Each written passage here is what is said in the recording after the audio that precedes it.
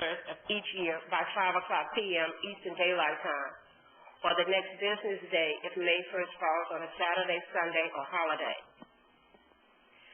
Data cannot be in zip files or encrypted when submitting to the department.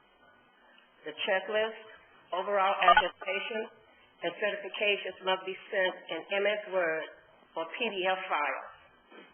Data must be submitted in the required XLS format or for Office 2007 XLXS format.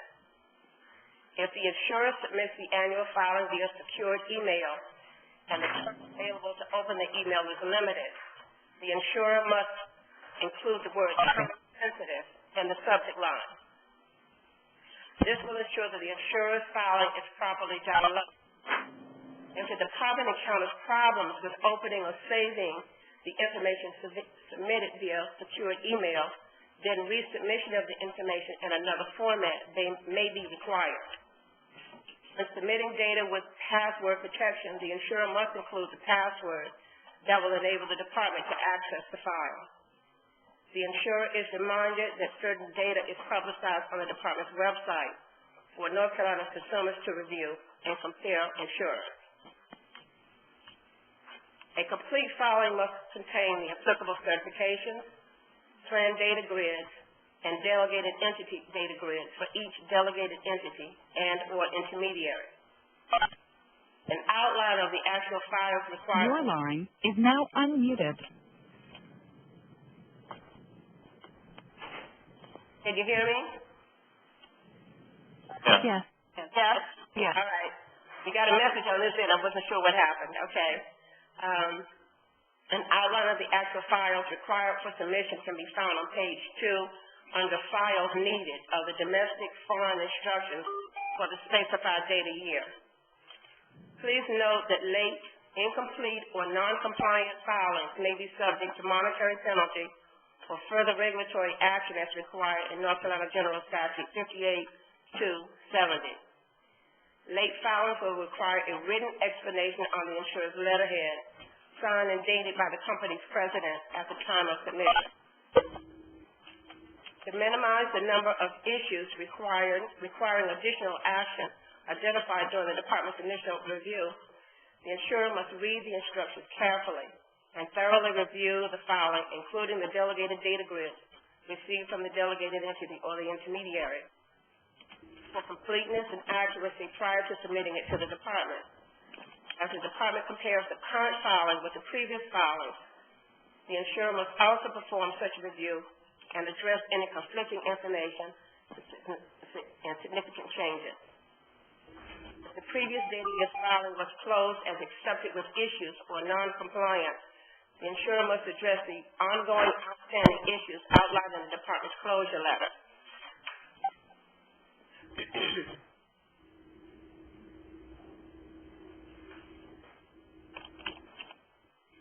Unresolved, unanswered issues, failing to implement corrective action, or compliance issues impacting North Carolina insurers may result in a market injury, market conduct examination, and/or administrative penalty. Do not attach copies of policies and procedures unless requested by the department. For foreign insurers, copies of policies and procedures, when applicable, must be submitted as evidence of corrective action planned or taken when an area of noncompliance is identified. For exemptions, if an insurer believes his company should be exempt from submitting an annual filing, a request for an exemption must be received by the department on or before March 15th of each year by 5 o'clock p.m. Eastern Daylight Time. A request must be submitted on the insurer's letterhead outlining the reason for the exemption. The exemption request must be dated and signed by an officer of the company. Exemption requests are reviewed by the department and are not automatically approved. The insurer must provide sufficient detail to support the exemption. The request for exemption must be sent to the attention of the company's assigned market analyst, either myself or Donna Tucker. An exemption request is only valid for the specified data year. An exemption request must be submitted for each applicable data year. An exemption request is necessary when the insurer is not actively marketing in North Carolina and has no North Carolina managed care membership. For abbreviated filings, HMO and PPO insurers new to the North Carolina managed care market and submitting the initial managed care annual filing, insurers withdrawing or officially exiting the North Carolina managed care market with less than 3 months of data should contact the Department's assigned market analyst for instructions on completing an abbreviated filing.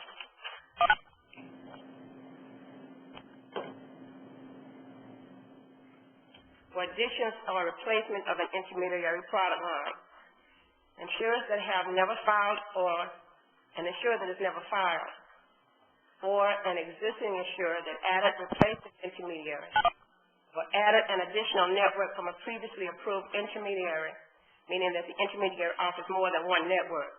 They must complete the initial filers and new intermediary filers, the supplemental checklist. This document must also be completed by insurers that have had a full service or single service PPO product approved prior to the specified data year and had a new or additional product line or rider, such as the general or visual product, approved during the specified data year. When there has been a change in functions delegated from the previous year, the insurer must provide the following information to the department at the time the annual filing submission for the current data year is submitted. A letter explaining the change, the reason for the change, and, if applicable, a copy of the CERF filing approved from the Life and Health Division.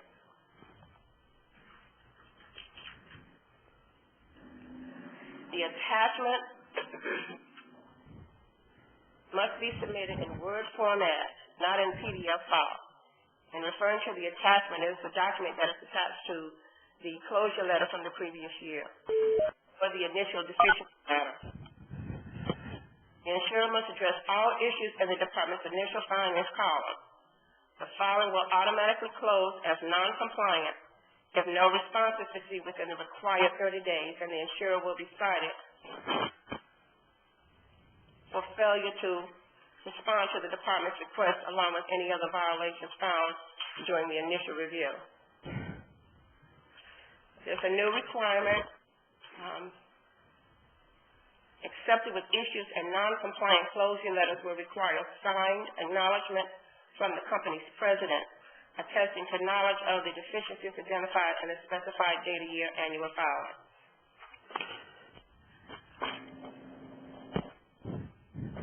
Due to the importance of the timely communication during the annual filing process, all correspondence is sent via email with the tracking option of request a read receipt for this message. The insurer must send a read receipt or send a response acknowledging receipt of the email. This ensures to the department that the insurer has received the information.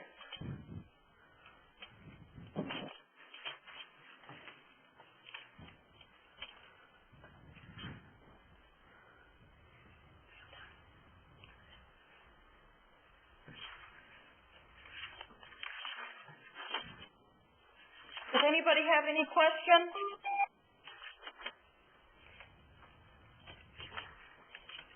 We do ask everybody, if you don't mind putting your phone on mute. We are hearing some background noise, and then you can unmute if you have any for us. We do like to point out to everyone that the Managed Care Annual Filing Training Manual is not all-inclusive of all the applicable statutes and administrative codes that the insurer has to comply with. This manual is truly dedicated for a step-by-step guide on how to complete the certifications and data grids for the Managed Care Annual Filing.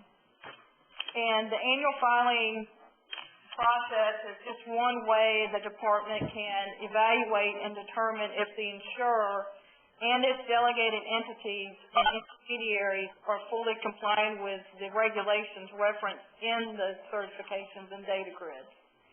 So what we discover in your annual filing, as Cheryl mentioned, can lead to a market inquiry or market conduct examination and or monetary penalty, especially if we see ongoing issues that are unresolved.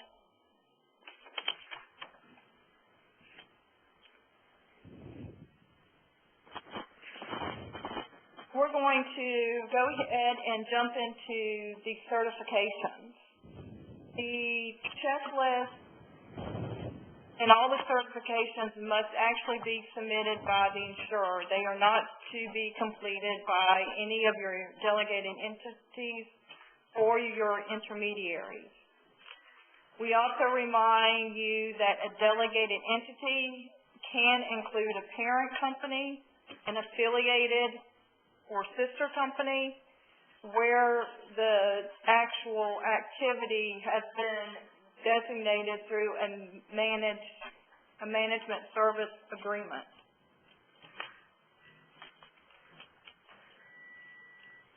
We would also like to remind insurers that separate certifications must be completed for each delegated entity and intermediary, and that you cannot combine certifications for your HMO and PPO products.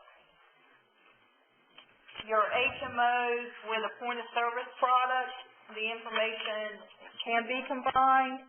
However, where applicable, i.e., policies and procedures, if you have different policies and procedures for your HMO and point-of-service product, you will need to give information for both products.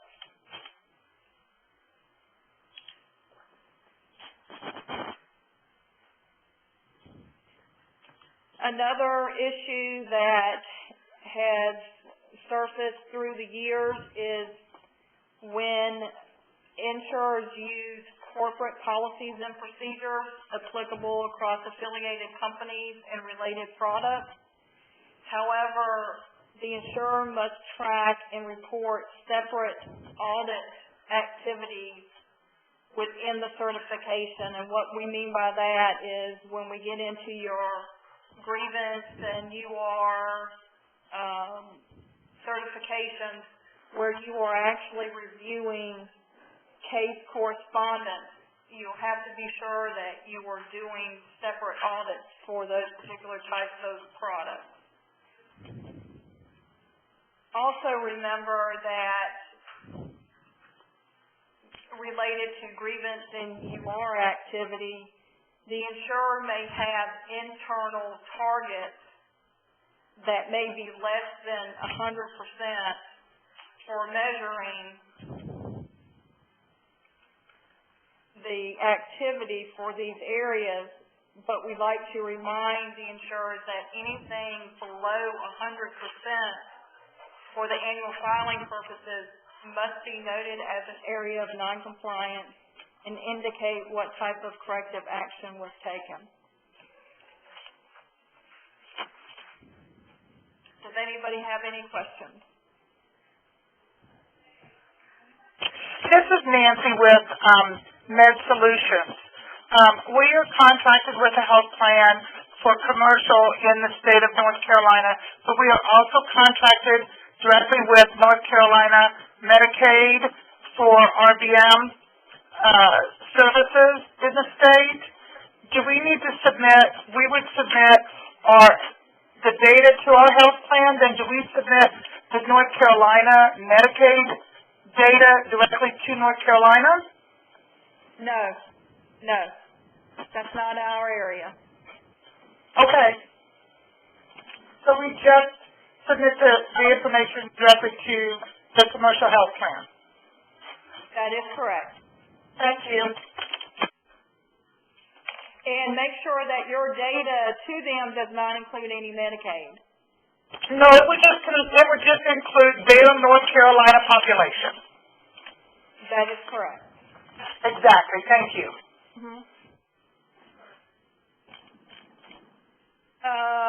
Going to...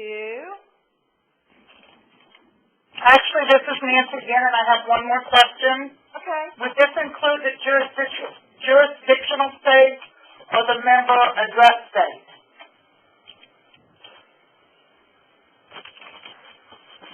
The jurisdictional and what state? Or the member's address state. They might be two different. The health plan might be in one. They might not live actually in the state, but the health plan is in that state. You know, the employer is in that state. Yes, North Carolina is live or work. And live or work. Yes, and the insurer may want to share with you the definition of the membership that should be captured in D1 and D2. I know that's not applicable to you, but and then also it's defined in the manual of what the membership should include. That includes commercial insurers only, and it does include insurers that are covered under a group master contract or a group trust provided outside of North Carolina. But there are members living in North Carolina. You will need to include those as well, and also members or providers in border counties of North Carolina. Okay, thank you very much.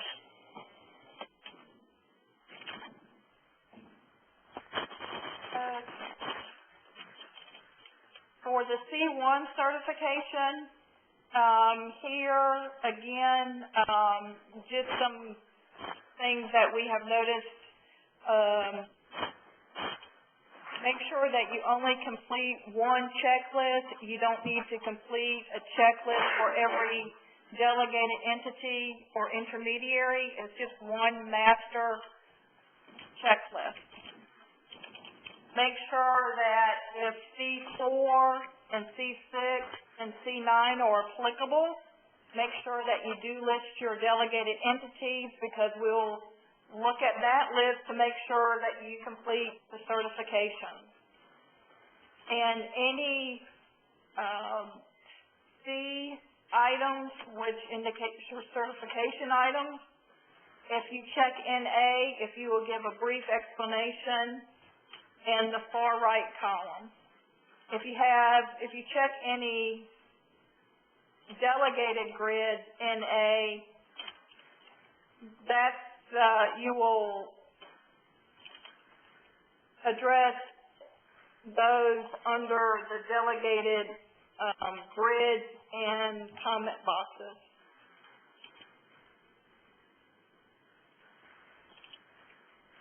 So again, just make sure that every box is checked, included or NA, and your delegated entities are listed.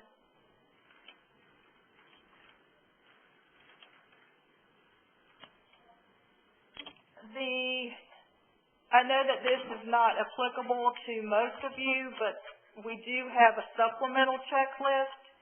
It's the initial filers and new intermediary form.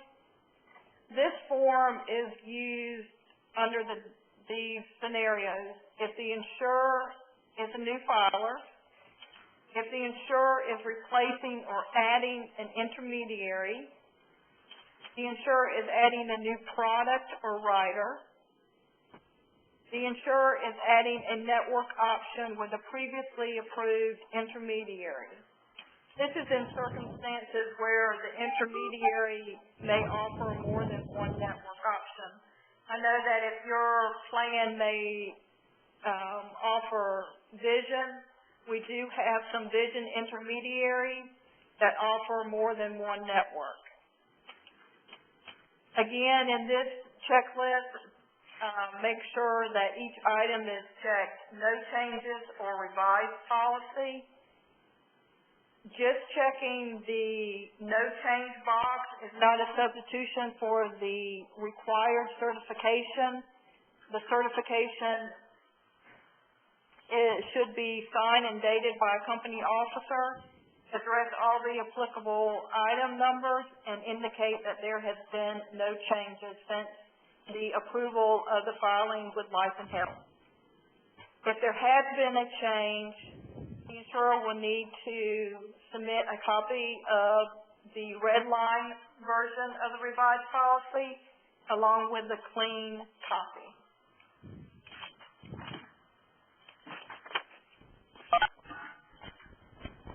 Any questions?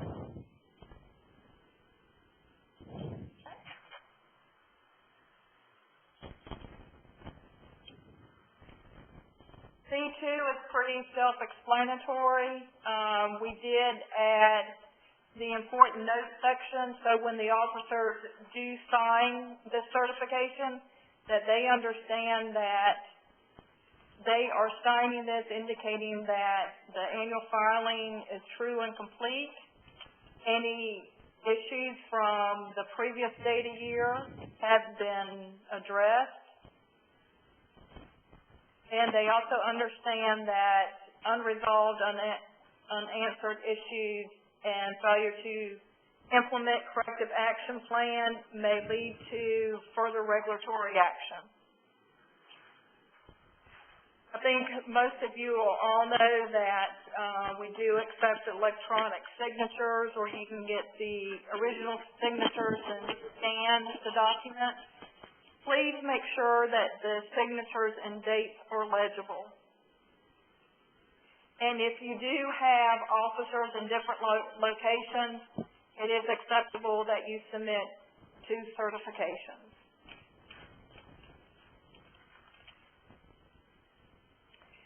Something new for this year that we are doing is if your company receives an unacceptable letter after our initial review and you submit any revised certification or data, we will require a revised C2 certifying to the new information.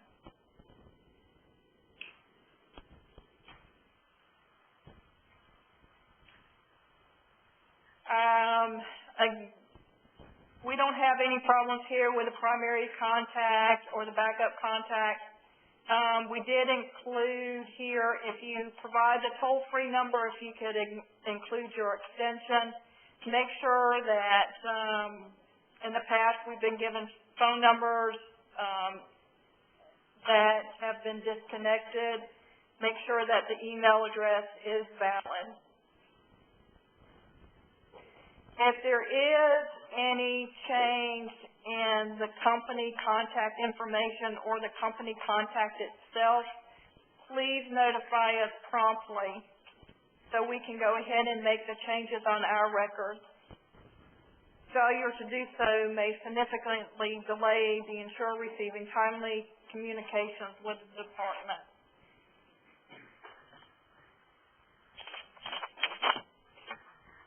Any questions about C2?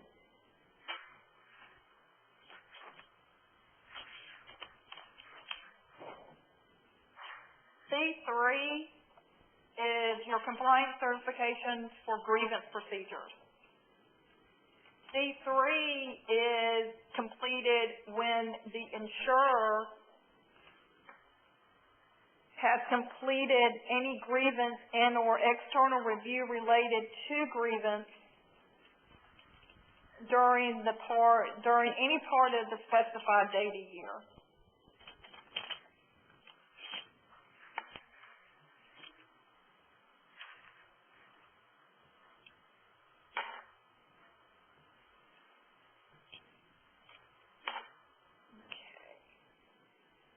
One problem that we do have is, I hope that everybody can see this, where you check the types of grievances the plan conducts and the type of grievance notifications that are developed and mailed by the plan.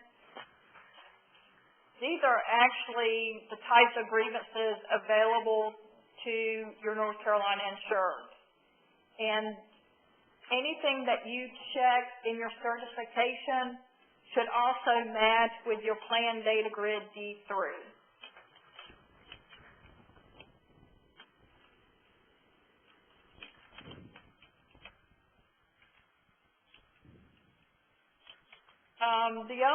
The other area that we have an issue with, and we would like to clarify this, is that remember when you're filling out the annual filing, it's for the applicable data year. So, for example, in question 1, when you're identifying the version of the insurer's grievance program, for this year, you would want to identify the policies and procedures that were effective during 2012. We have issues where I think that people are identifying their current policies and procedures, which could be 2013. So if you put 2013, we're going to come back to you and say, you know, we need the policies and procedures that were effective during 2012. Just make sure that you identify the policies and procedures for the specified data year. And that's true for any form in the annual filing. You're filling it out for that specified data year. Question 2 we added, so this is something new that was not on the certification last year. We do have networks that include mental health and substance and chemical dependency, and also pharmacy benefits in a seamless network situation. Others are not, so what we want to make sure of is that the mental health, chemical dependency, and or pharmacy benefits are being looked at as well.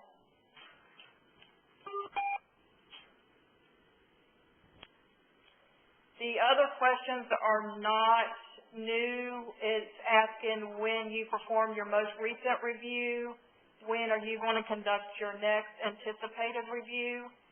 Make sure that you are doing at least annual reviews, and the annual reviews are taking place within the rolling 12 months of your last review.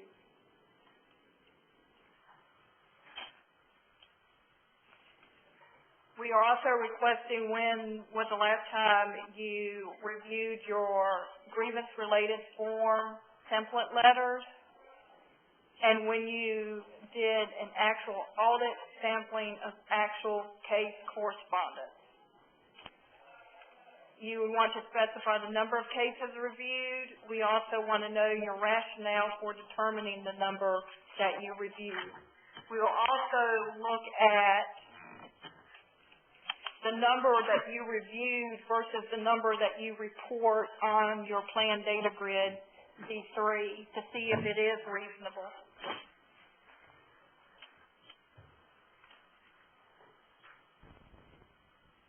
You would also identify any type of non-compliance areas. Also, you would want to know if any of the case correspondence were non-compliant. This includes whether or not the internal review rights were included in the letter when required. Are there any questions in C3?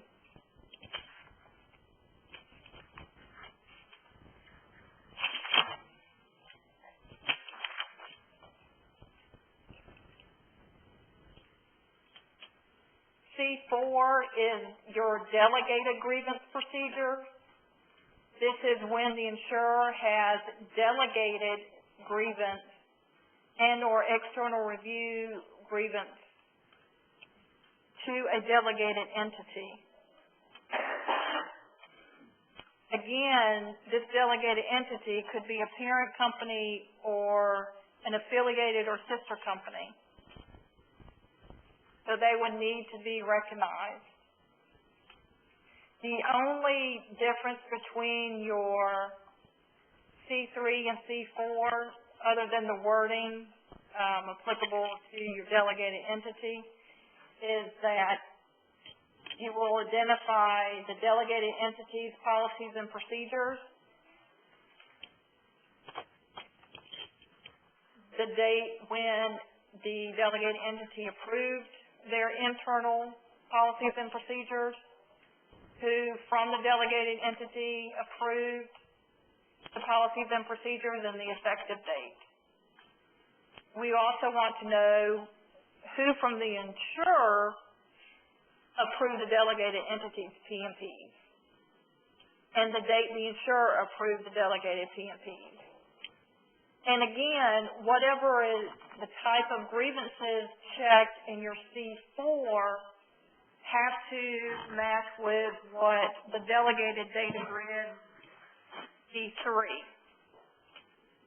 So if there is a discrepancy, we would include that in our unacceptable letters. However, if the insurer is doing their due diligence review, you should catch this before submitting it to the department.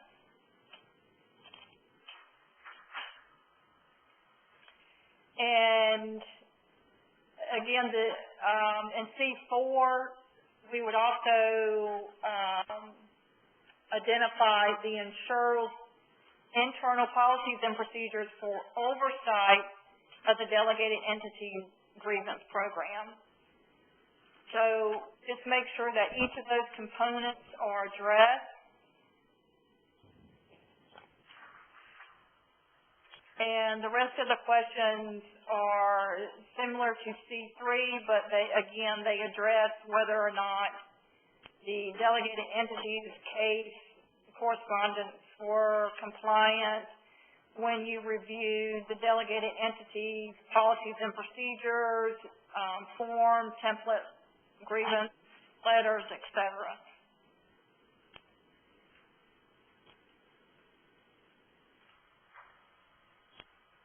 Does anybody have any questions in regards to C4?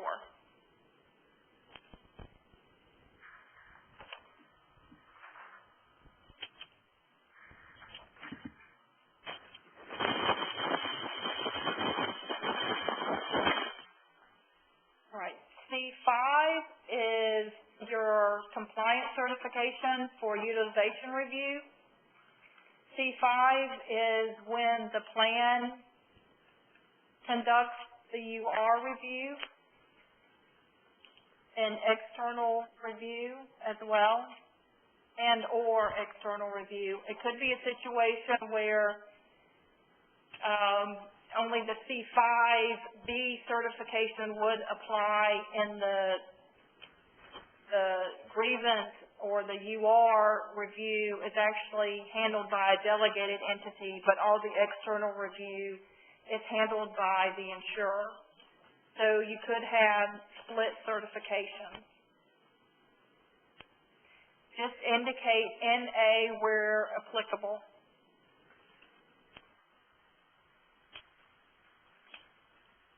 Again, the same thing with C3, C4, C5. This is the type of reviews that are available to North Carolina insurers. So again, a cross-reference, whatever you check in your C5 certification is going to be cross-referenced with what you check above Data Grid D4 and D5.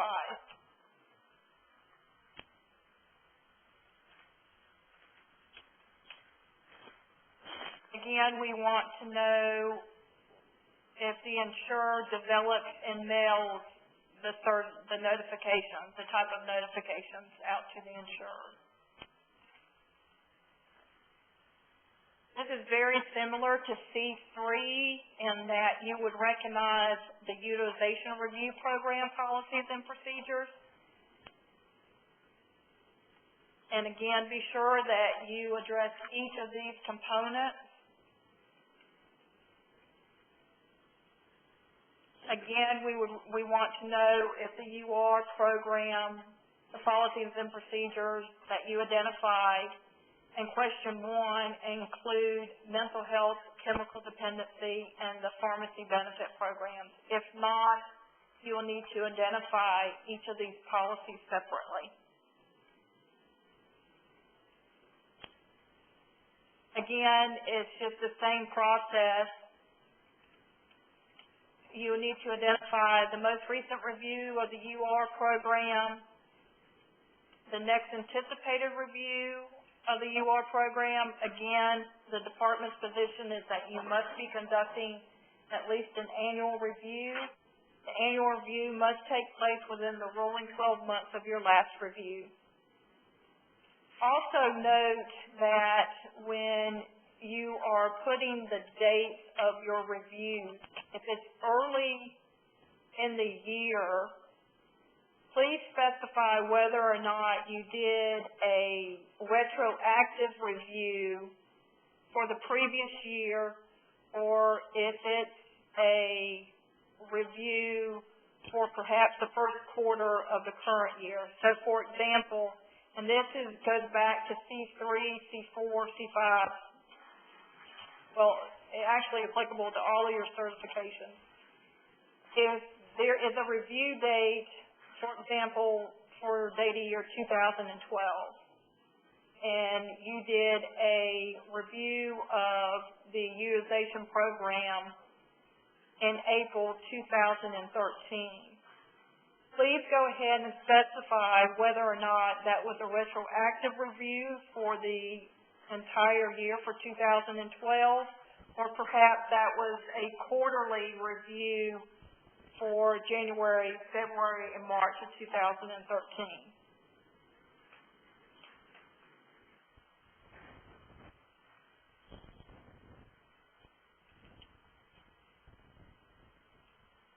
We will compare last year's most recent review to this year's.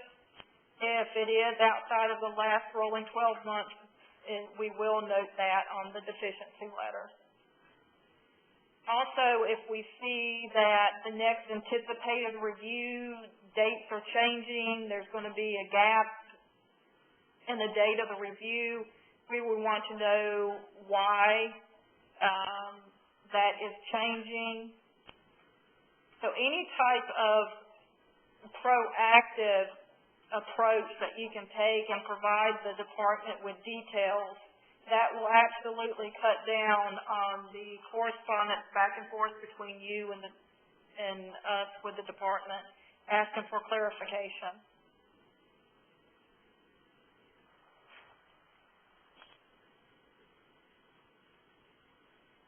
Again, you would want to, we're asking if the related form templates were in compliance.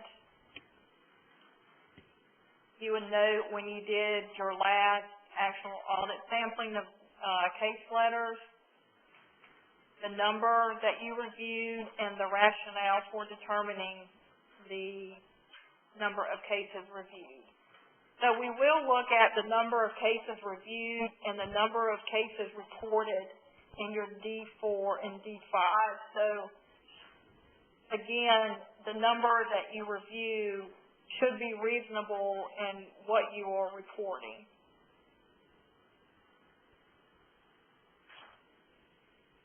Again, and you'll note if any of the case correspondence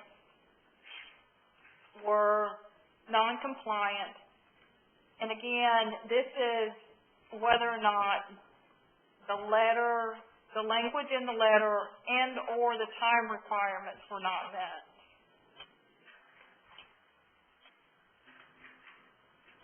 And this is what I was previously relating to in my opening. We have seen where some insurers may have an internal requirement that 90% of the notifications will go out within the time requirement. However, again, if it's not 100%, that is an area of noncompliance for the purposes of annual filing.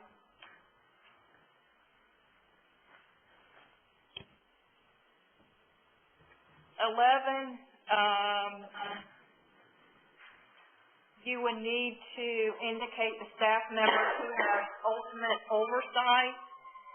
And when we're talking about ultimate oversight, this should actually be an MD. Versus 12, the individuals with ultimate operational responsibilities, these should be your health care professionals. And if you have more than one person listed under each of these questions, if you would clarify the duties for each, so we'll have a clear understanding that they are qualified. 13, you would provide the listing of all individuals making non-certification decisions. You would also want to recognize if you use a URO, we would need to know the name of the URO as well as the individuals within that URO that are making the non-certification decisions. We've had times where insurers will only give us the name of the URO but not the names of the individuals making the actual determination. One thing that I would like to address is a clarification. If, for example, the insurer uses a URO and the URO just makes that decision and then sends it back to the insurer, and the insurer sends the notification out to the insured, then they should be listed as a URO under the C5 certification. However, if you have a URO that you contract with and that URO makes a decision and that URO actually sends out the notification directly to the insured, they should be recognized as a delegated entity. So a C6 certification would apply under those circumstances.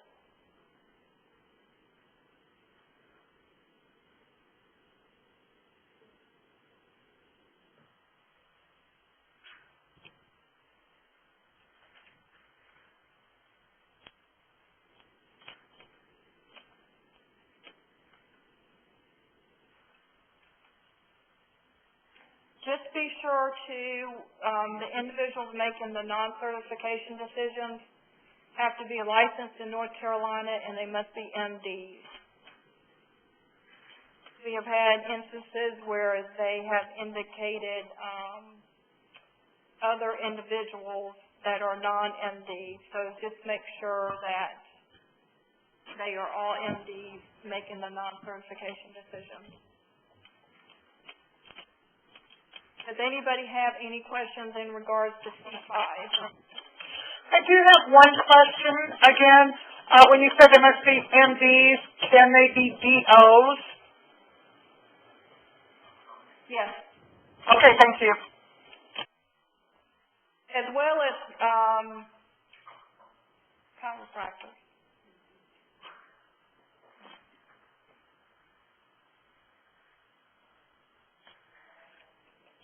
Most of the time what we see is like a speech therapist listed.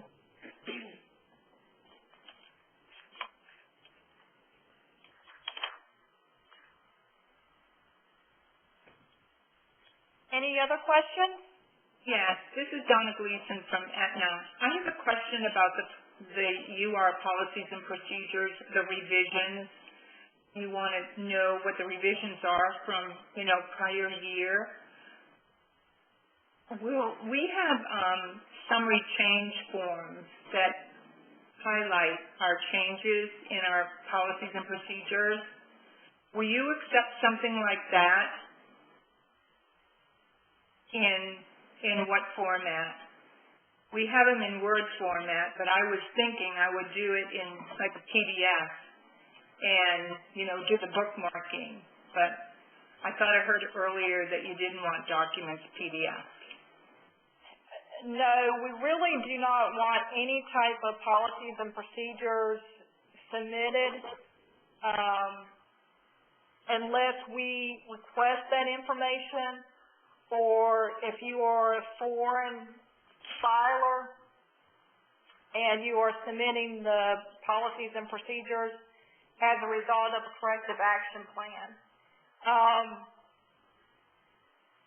Is there a way that you can briefly describe what changes were made?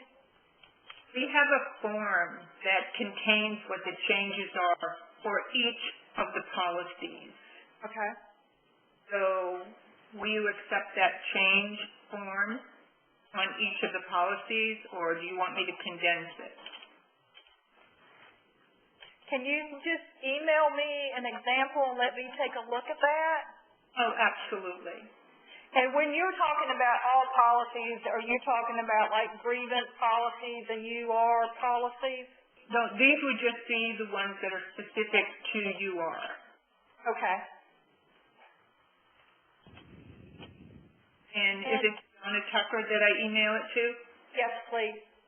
Okay. And the reason why we are asking if we do see a revision in any policy, we want to make sure that that revision is still going to be compliant with state law. We have had some situations where the insurer goes through the life and health new filing, and all the policies and procedures are found to be compliant, the filing is approved, and then right after that, they'll revert back to policies and procedures that typically are on a national level. So, putting them out of compliance with North Carolina specific regulations.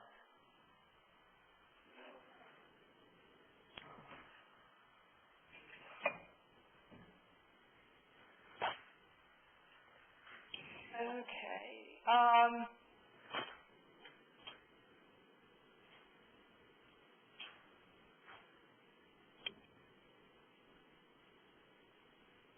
A C6 is, again, very similar to your C5. The only change will be is that this is where the insurer delegates your UR to a delegated entity.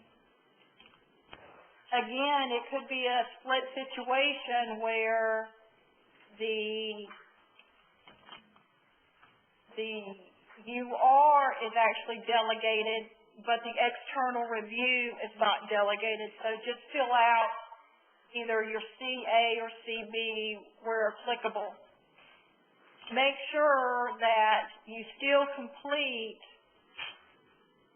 the Part 2 monitoring activities if either A or B are applicable.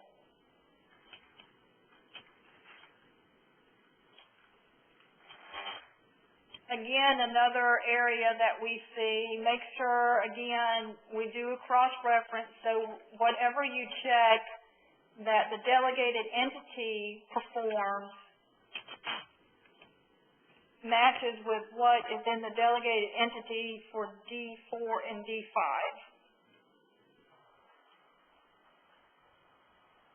And again, if you fill out a delegated entity C6 or going back to C4, that entity should be listed in your C1 annual filing checklist.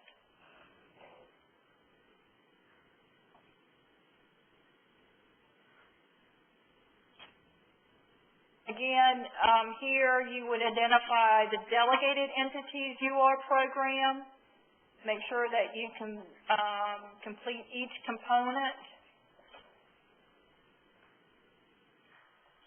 And you would also identify the insurer's internal policies and procedures for oversight of the delegated UR program.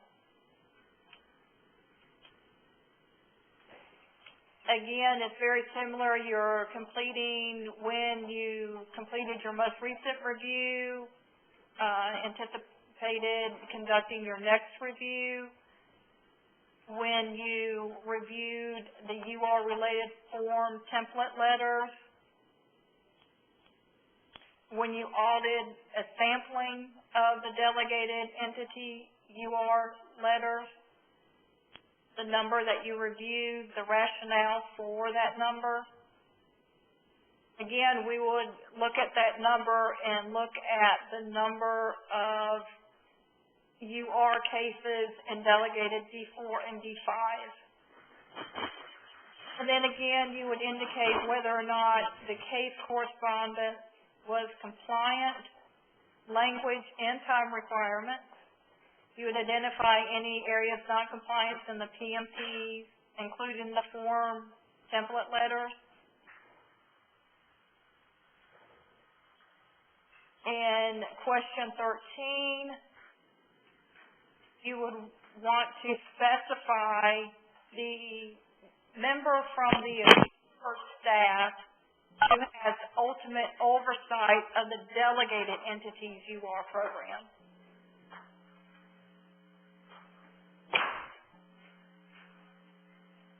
And then in question 14, you would identify the delegated entity staff with ultimate operational responsibility. Again, the ultimate operational responsibility are those healthcare professionals. 15, you would indicate the delegated entity staff who has ultimate oversight. Again, ultimate oversight should be conducted by a medical doctor.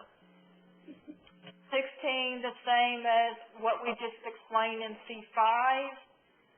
Identify, if you do use a URO, identify the organization's name and the individuals within that organization that are making the non-certification decisions.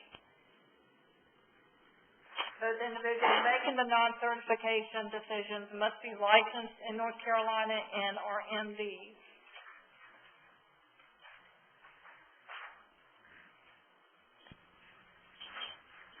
Any questions?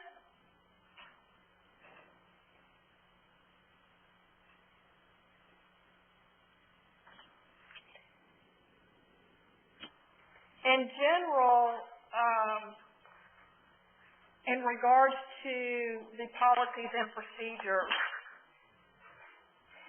the insurer must have in place formalized written policies and procedures, and this is related to all your certifications, grievance, oversight of delegated grievance, UR oversight of the UR delegated activities, oversight of the intermediary and provider contracts, and the provider availability and accessibility policies, and oversight of the delegated provider availability and accessibility policies and procedures.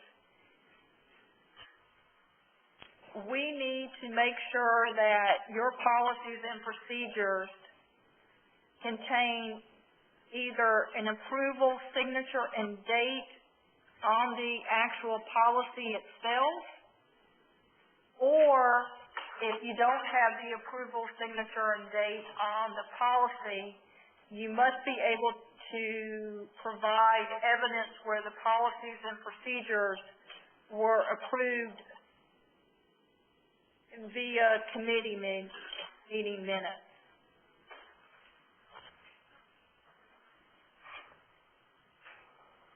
Make sure, too, that any type of revision to a policy and procedure includes an effective date.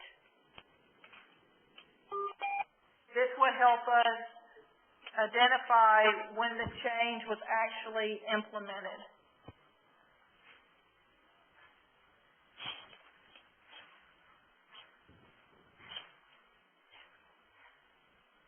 In addition, in the policies and procedures, the insurer will need to provide a description of its internal audit mechanism and the frequency of the review for any type of grievance, UR, provider availability and accessibility, and any type of your delegated oversight of those activities.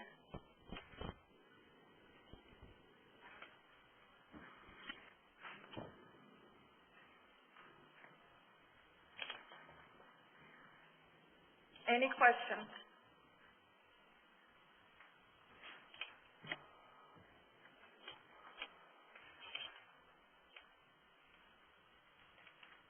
Okay, your C7 certification is the intermediary agreement. Our primary focus in your C7 is the oversight of the intermediary agreement itself, and the primary focus is on the provider contract. This year, a little something new, and it may not be applicable to all of you, is that you will identify the intermediary, and you will also identify if that intermediary subcontracts with any other intermediary.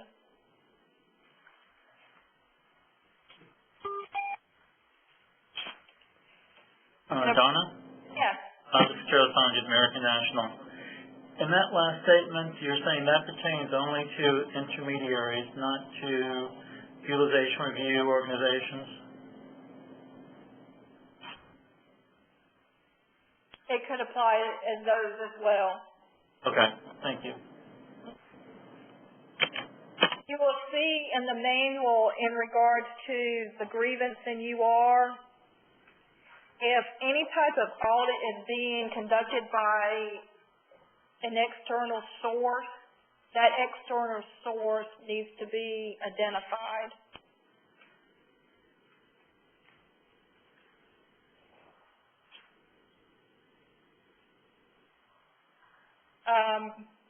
Question 1, you would identify the insurer's internal policies and procedures for oversight of the intermediary's delegated activities. Other than grievance, UR, and provider availability and accessibility, which are addressed in other certifications.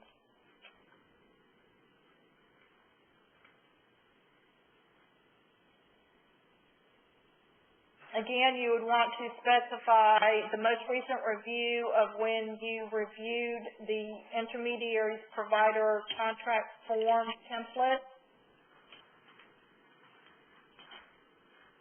You would also specify the most recent audit sampling of the intermediary's executed provider contract.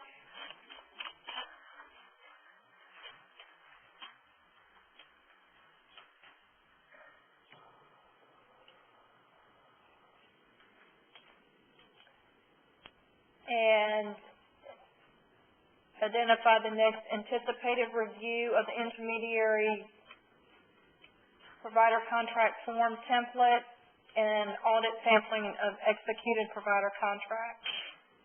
Again, the number, you will specify the number of the intermediary executed provider contracts reviewed by the carrier. We will look at D7 and the number of unique providers within that network and look at the number that you actually reviewed to see if it is reasonable. When you're pulling the audit sampling of the executed provider contracts, make sure that you're not limiting this to only newly executed provider contracts within that specified data year. It should include newly contracted and renewed providers as well within that specified data year.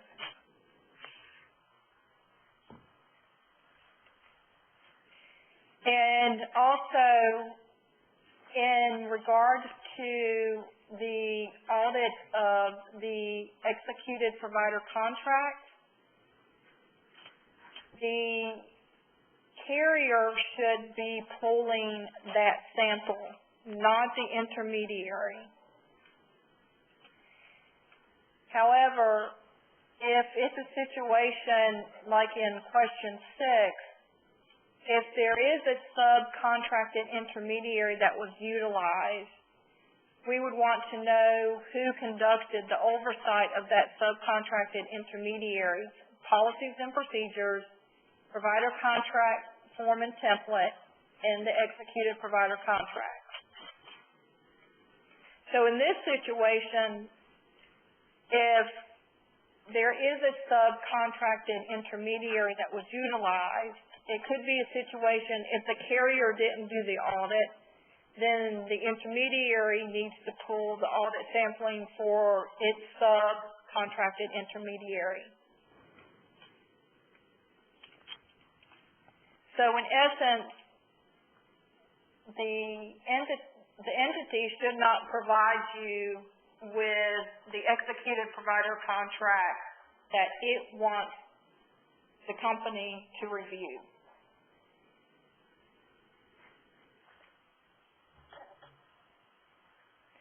Also, I know that there are some companies that currently have an electronic form of a provider contract, and it may even include safeguards for edit. However, this does not exempt the carrier or the intermediary in a situation with a subcontracted intermediary of performing the required oversight. What could happen is that the provider could print out the contract, make modifications or strike-throughs, then initial and execute it manually. Therefore, it changes the authorized form of the electronic version of the provider contract.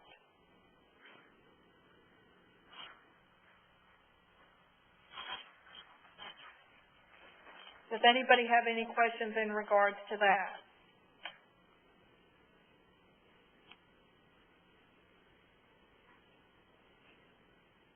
Okay.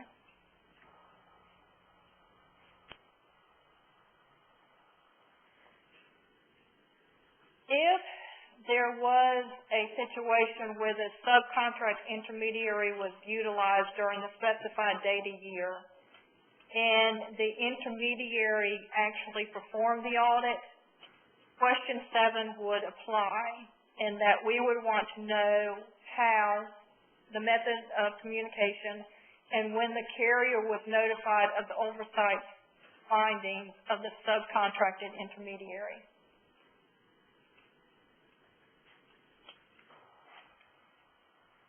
We would want to know the rationale for determining the number of executed provider contracts reviewed. This references both 5 and 6. So it references the number of cases reviewed for the intermediary, or if the carrier also performed the oversight of the subcontracted intermediary, how many that they reviewed for that entity.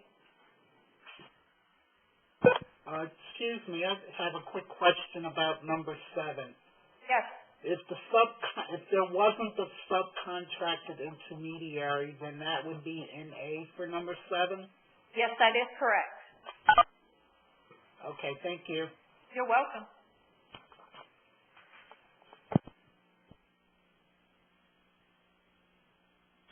Nine, you would identify any areas of noncompliance identified in the provider contract template. This is applicable to questions 2 and 6. So it's the template for the intermediary and, if applicable, the subcontracted intermediary. You identify any audit sampling, deficiencies that were noted in your audit of the intermediary's executed provider contract, and, if applicable, again, your subcontracted intermediaries. And you would also want to indicate your corrective action taken and or planned.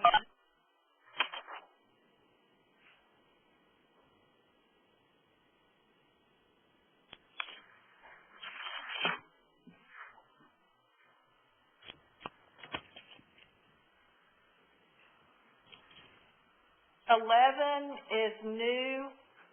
11 is you would want to identify the form number of the provider contract template reviewed for compliance. This form number is going to be in your left-hand corner of your form.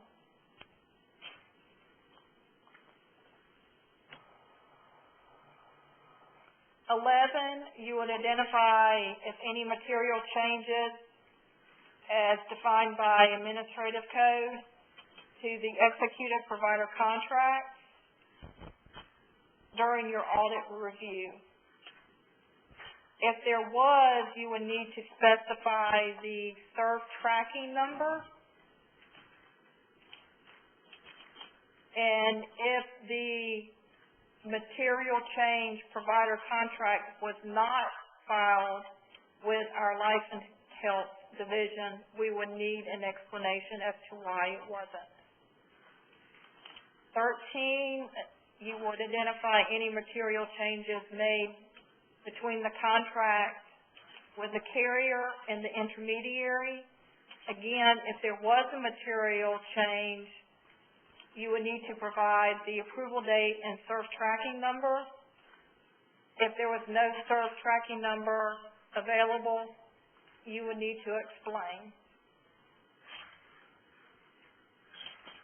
14, this is a new question.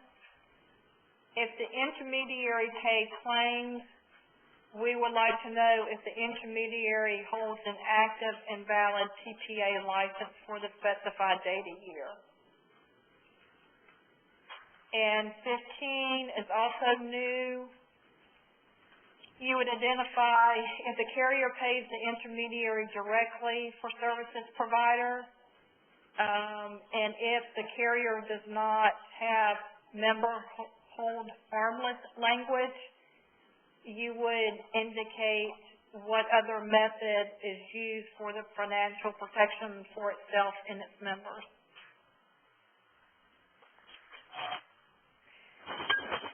Going back to, in regards to your review activities, again, the department expects that you do at least an annual review. Again, as mentioned previously, if you have a review date, for example, for this coming year, for data year 2012, and the review date was April 13th, again, if you can please remember to indicate if that was a retroactive review or if that was just a quarterly review.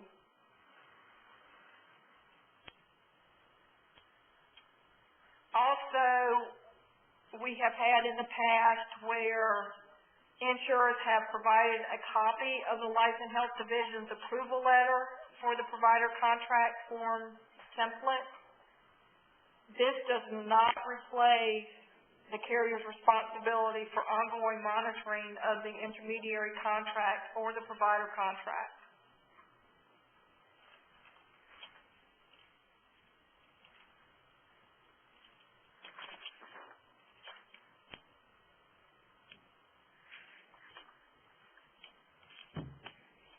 Also, this is actually applicable to all of your certifications. I think everyone is familiar with our review process in that we will make an initial review, and we've changed the letter format where it's now an attachment with 3 columns. The first column is where we would identify any of our initial findings with your initial submission. The middle column is the company's response to those initial findings. And then the third column is our final findings based on reviewing the company's response and or any type of revised certification or data grid. If there is a situation, most of you know that when we send out the deficiency letter, you only have 30 days to respond.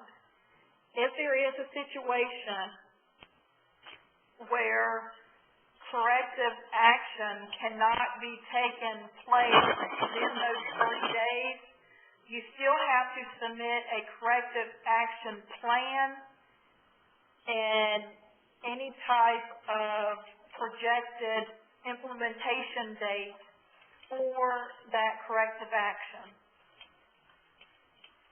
So, in other words, if you can resolve that issue in 30 days, you will need to state that in the company's answer. If you're unable to do so, because the department understands that given the situation and the deficiency, it may take longer than 30 days to get it resolved due to it may involve numerous departments and meetings, et cetera, to get the issue resolved. So, again, if that's a situation, you have to at least submit a corrective action plan with a time schedule. In the following year, what you would do is go ahead and submit, if you're a foreign filer, you would submit evidence of where you actually implemented the corrective action plan that was addressed in the deficiency letter. Any questions?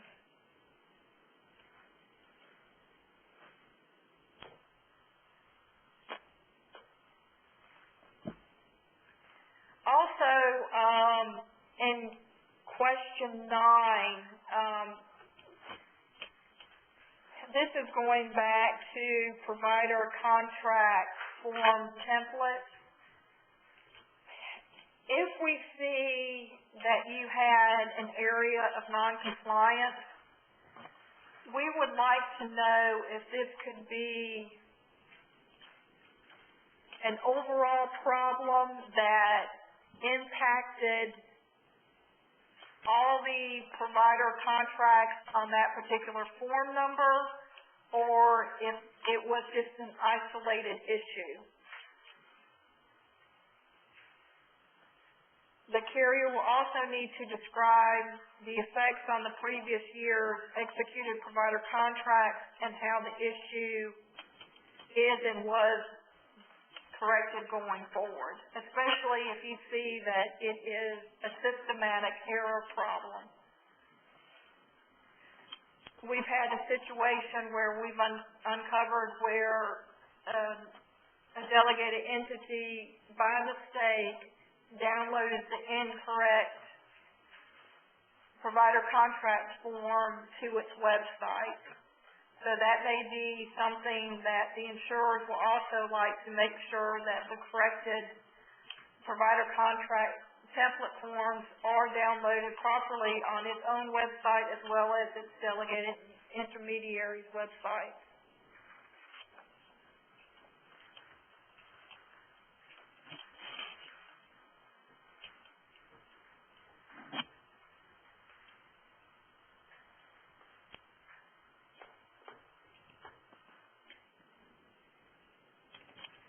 Also, we've had some situations where when we're talking about a material change,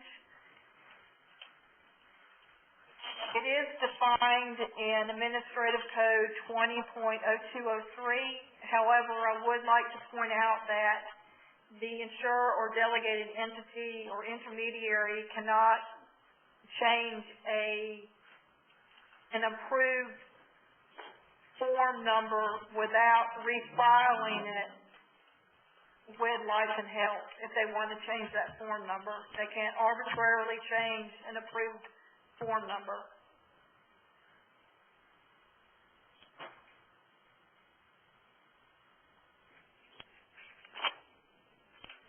Any questions on C7?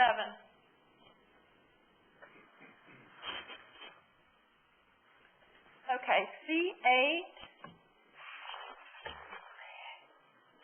C8 is submitted with the insurer's provider availability and accessibility.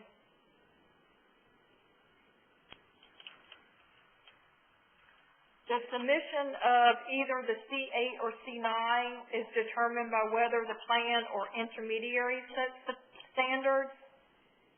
You would use a C8 when the carrier sets the standards for its network or when the intermediary adopts the carrier standards. The C9 certification is used when the intermediary sets the standards for its network or the plan adopts the intermediary standards.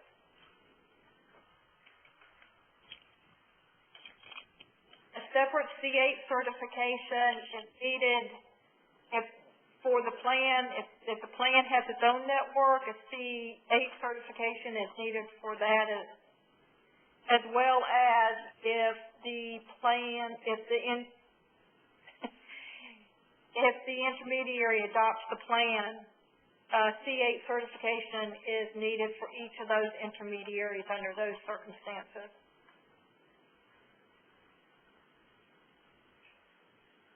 We have some different scenarios here in the manual. When the plan sets the targets and the plan monitors the network and runs and furnishes a report that supplies the results and the data grids, the 11, 13, and 15, you would complete the C8 certification. You would identify which standards were established by the plan. You would identify the reports supplied to support the results for the standards established by the plan and reported for the applicable provider availability and accessibility data grids.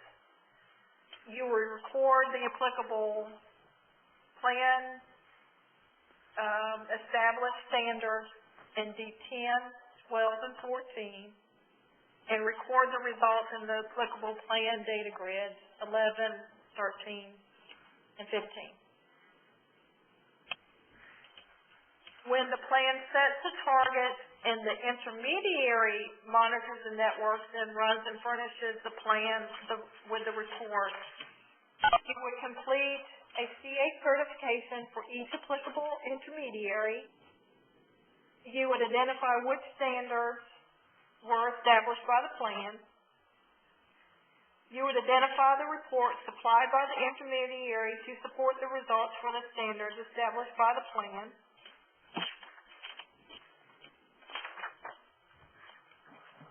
You would record the applicable standards in plan data grids D10, 12, and 14.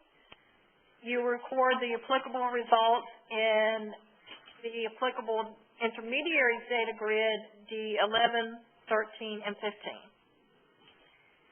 It is possible that you would complete a C8 and a C9. This comes into play, for example, when the plan sets network density and driving distance standards and the intermediary sets appointment wait times. In this scenario, you would complete a C8 certification for the network density and driving distance and complete a C9 for the appointment wait time.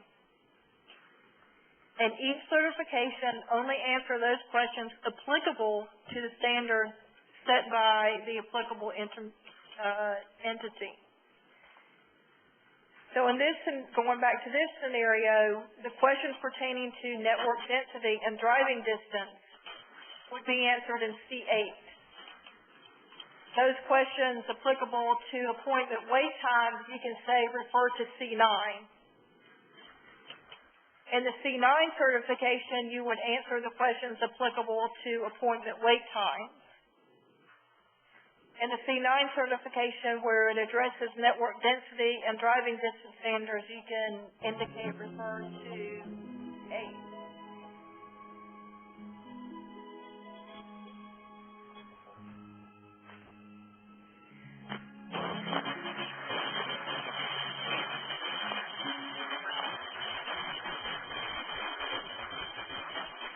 Can everybody hear me okay? Can everybody hear okay? Yep. Yes. Okay. Yes. Also note that, if the plan uses benchmarks, minimum requirements for the intermediary to meet in order to contract with that intermediary, and the intermediary meets or exceeds those benchmarks, so the plan adopts the intermediary standards. In this situation, a C9 would apply.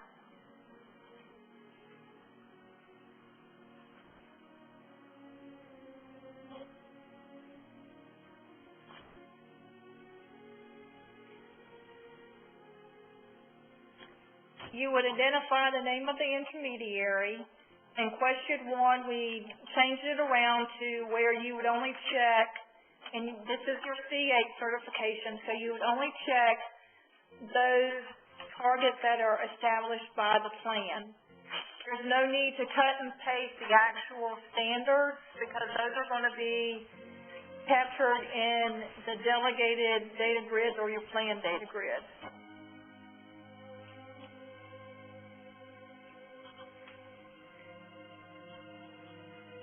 Similar to prior certifications, you would identify the version applicable for the specified data year for the provider availability and accessibility. Please be sure to answer each component. Again, you would specify the most recent review of the plan's own policies and procedures regarding provider availability and accessibility.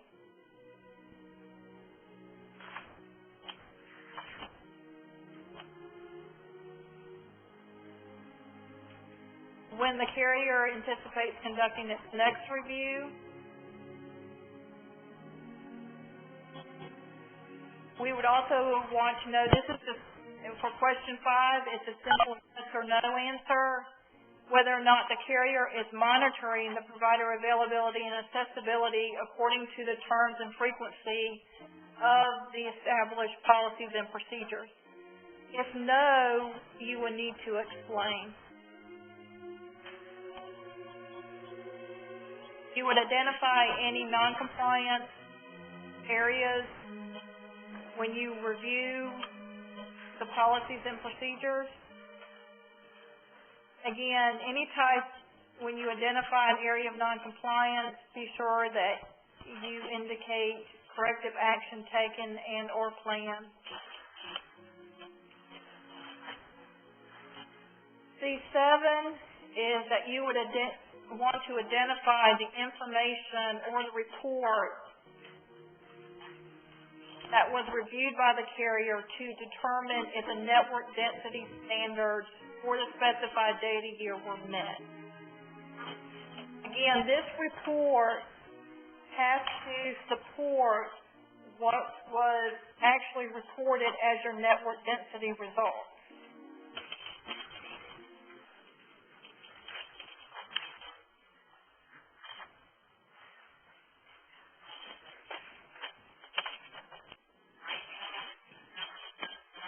In question 8, we would want a little more detail in regards to the report itself.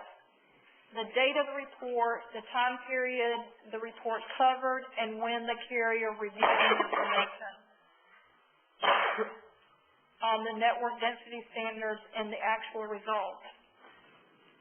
Remember that network density and driving distance standard results must be as of December 31st of the specified data year.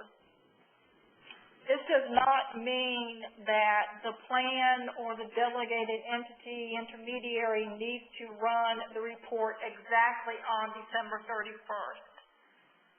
But when they do run the report, the effective date, the ending date, however the report is being programmed, December 31st must be inputted.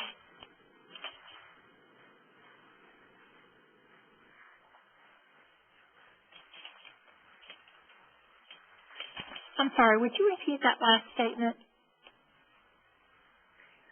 When we talk about, you'll see it in the delegated, grids and the plan data grids, where results for network density and driving distance standards, they have to be as of December 31st of the specified data year. So most of the time, I know that geo-access reports or similar zip code analysis reports are used for network density and driving distance standards. So when they run the report, they can run the report after December 31st, but they must use, depending on how it's programmed, the ending date, the effective date has to be December 31st.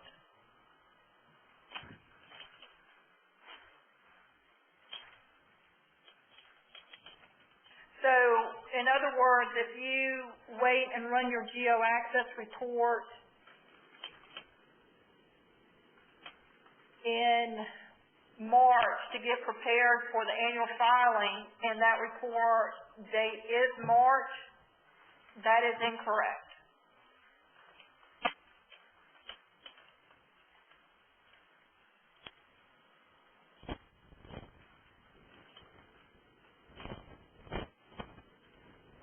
Any further questions?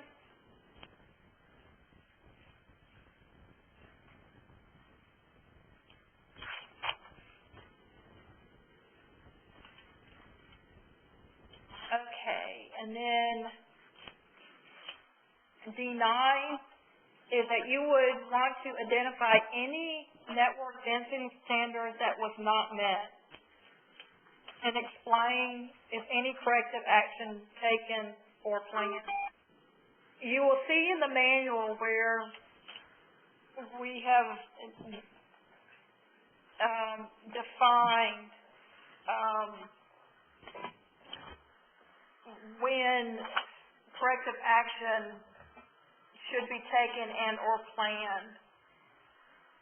Please note that even if the target was narrowly missed, and what we mean by narrowly missed is within 5 percentage points of the target, that the insurer must acknowledge the missed target in the certification and just indicate that no corrective action plan was necessary.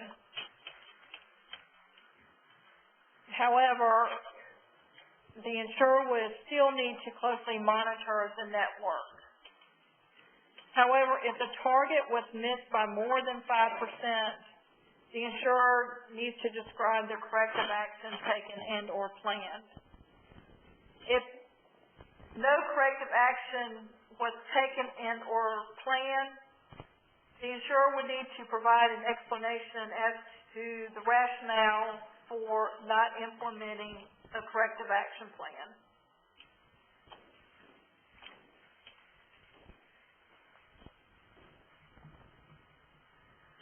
The next sequence of questions is related to driving distance standards.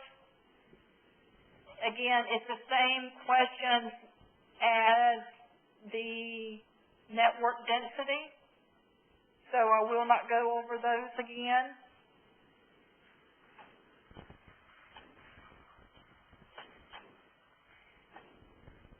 Starting with question 13, we start getting into questions pertaining to the appointment wait times. For question 13, you will need to specify if a North Carolina member or a North Carolina provider survey was used to determine appointment wait time results.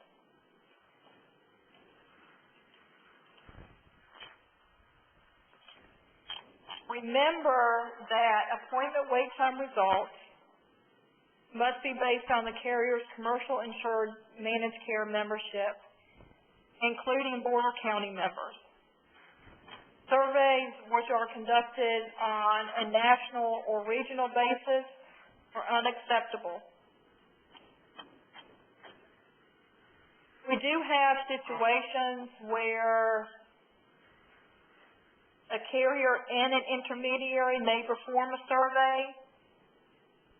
However, the carrier will need to identify which survey is considered primary And whatever survey is considered primary is what you want to record the results.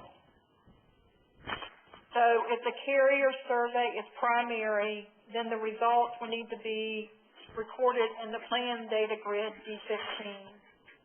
However, if the intermediary survey is primary, then the results are recorded in the delegated data grid D15.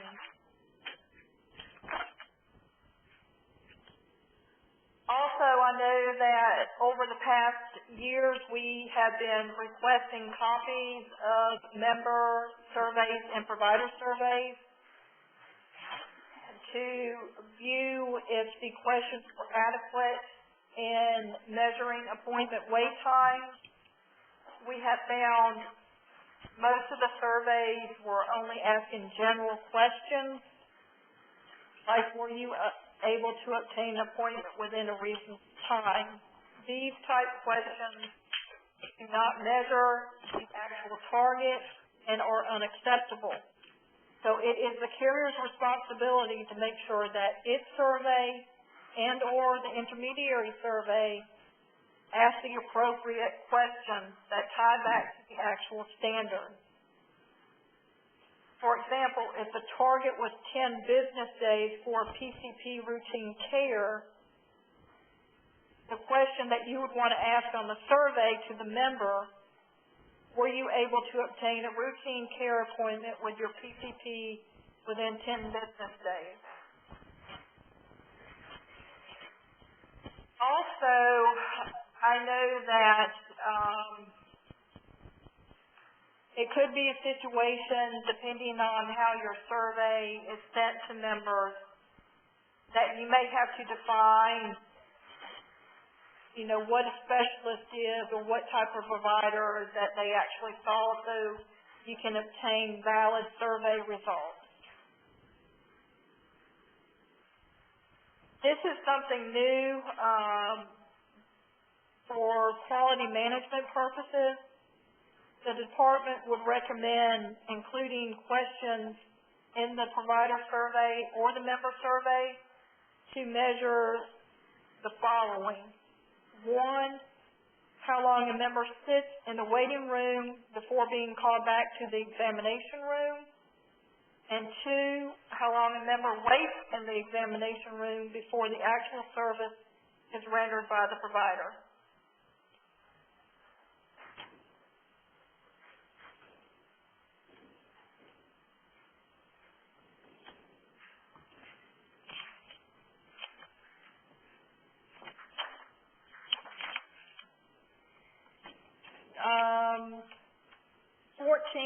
You would just indicate a little more detail about the survey itself, the date of the survey, the time period the survey covered, and when the carrier reviewed the survey results.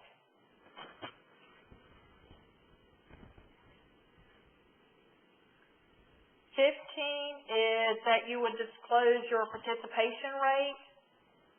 So we would want to see the number of surveys that you mailed and the number of respondents.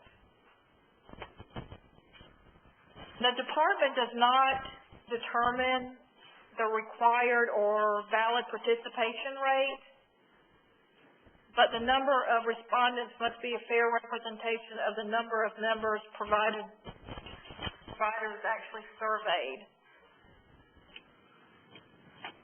If the number of responses was not enough to analyze the performance, a supplemental method, such as reviewing complaint and grievances, must be used in conjunction with the survey, or you can also use cold calls.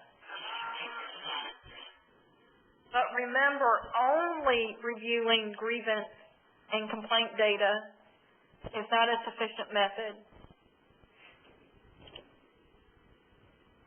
So 16 here, so if you did not have a valid survey, you would want to address 16 in that identify the supplemental method that you used to measure appointment wait times.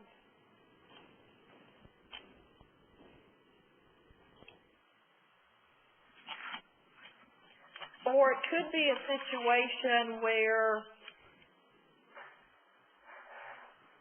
that you may do a provider survey for your routine and urgent appointment wait times, but use a different method for emergency care. Sometimes it is hard to measure emergency care through a survey because they are instructed to call 911 or go to the nearest emergency room. So one example the department would use is that for emergency care, you could implement cold calls to the provider offices after hours to make sure that they have in place a paging system, an after-hours call service, et cetera, whatever is required within their contract provisions. So if that is the situation, you would address that in question 16.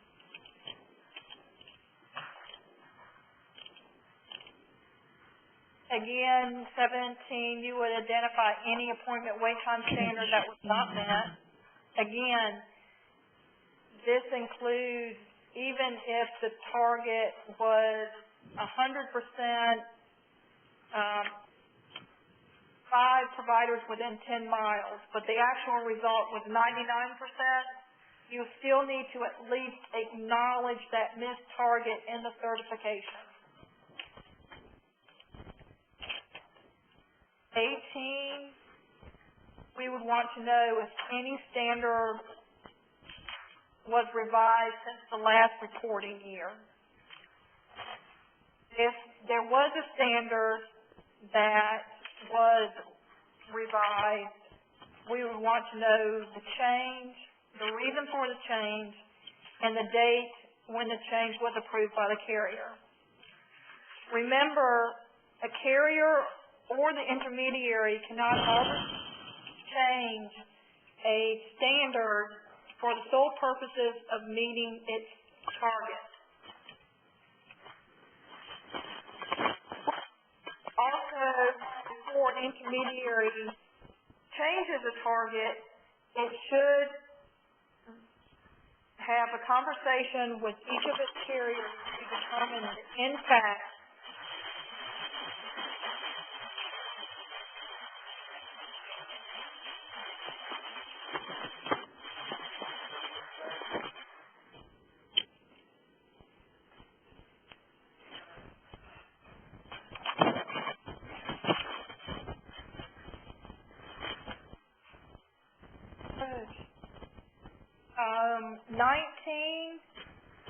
they would want to know the carrier or intermediary's policy for paying claims for in-network emergency care and if prior authorization is required.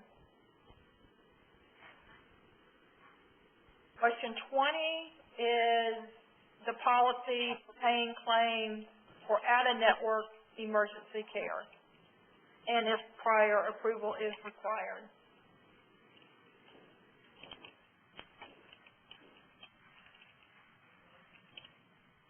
For 21, we would want to know what provisions are made for members when care by a participating provider cannot be provided within the availability and accessibility standards and a member seeks care from a non-participating provider. We would want to know if the prior authorization is required. Does the member have to file a grievance for reimbursement? And if the member is balance billed. For question 22, this relates to 21. We want to describe the carrier's disclosure provision to members about receiving care from a non-participating provider when an in-network provider is not reasonably available. And you would also need to identify the actual document that this disclosure is in. whether it's in the member handbook, enrollment materials, certificate, policy, et cetera. And 23 is basically if the intermediary used a subcontracted entity or the intermediary, we just want to make sure that the questions that you addressed in certification 8 included the subcontracted intermediary.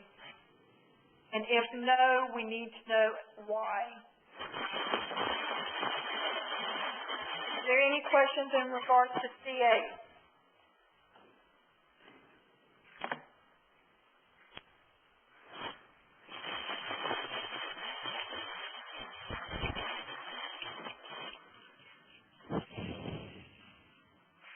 Okay. So we'll go on to C9. Again, C9 is going to be very similar to CA, except for this is your delegated provider availability and accessibility certification.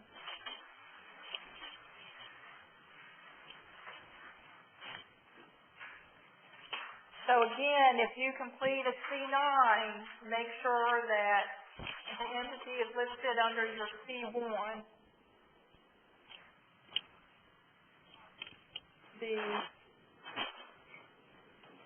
In your C1 checklist under item C9. Again, basically the only difference here is that you will disclose the insured's oversight policies and procedures for the intermediary policies and procedures related to provider availability and accessibility. And you would identify the intermediary's policies and procedures for provider availability and accessibility. The rest of the questions are basically the same, except that it relates to the intermediary.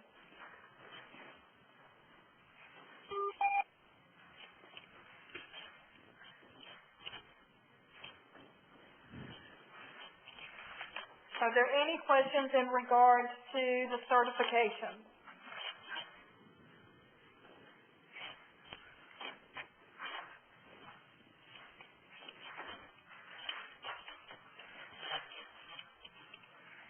Okay, so why don't we take a quick 5-minute break, and then we will start going over the data grid. Thank you.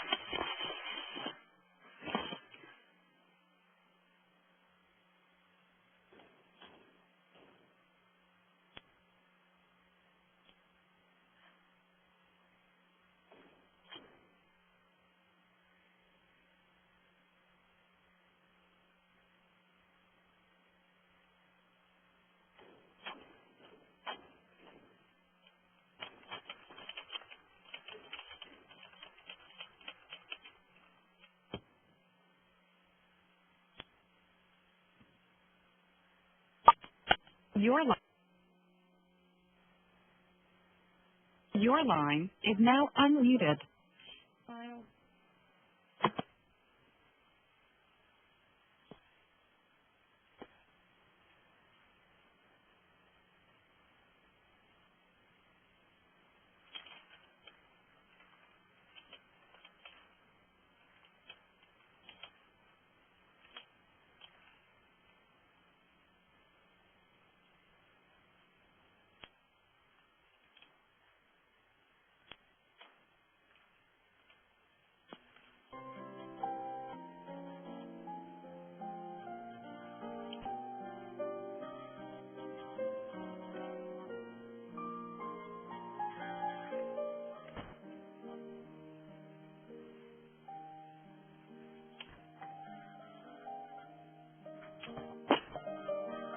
Okay.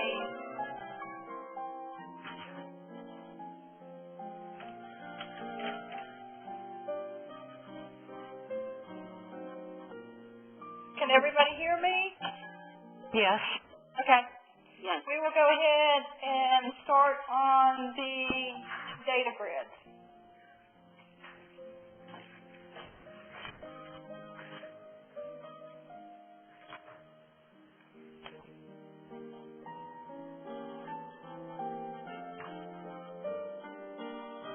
I think everybody is familiar with how we have some interaction functions now. So this is the plan full service data grid, the one that we'll go through. You would want to check HMO or PPO. You would insert the plan name. And something new that we would like to start doing is that this is not applicable on the initial submission, but if you have to submit a revised data grid or an intermediary data grid, if you would put the revision date behind the plan name, that will help us keep up with the revisions.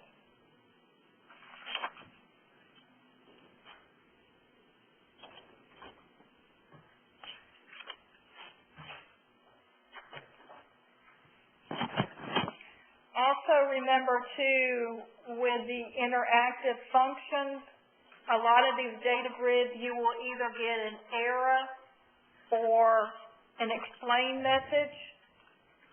So this would alert the plan or the intermediary or delegated entity that a correction is needed and or an explanation must be provided in the comment box below the data grid. Separate data grids must be completed for each delegated entity and intermediary. The delegated entity or intermediary must complete separate data grids for each carrier or for each of their clients. They cannot combine their North Carolina book of business. Also, the delegated entity intermediary needs to send its data directly to the insurer for review and submission to the department. The delegated entity or intermediary should never submit their data grid directly to the department. Again, we stress to you as the carrier, the insurer, that when you receive the information from your delegated entity and or intermediary, that you review it and make sure that it's consistent with what you have on your checklist, what you have in your plan data grid D18, and those activities checked. And for example, for your grievance and UR, if those are delegated, make sure that what you have checked in the certification matches with what the delegated entity has checked above D3, D4, and D5.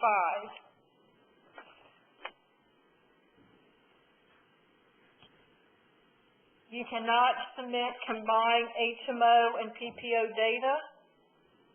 However, HMOs with point-of-service product must report combined data.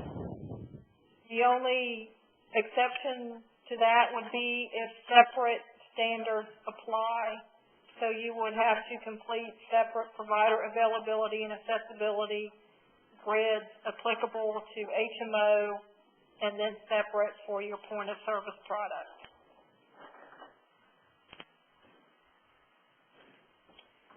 Also, if you have a situation where you have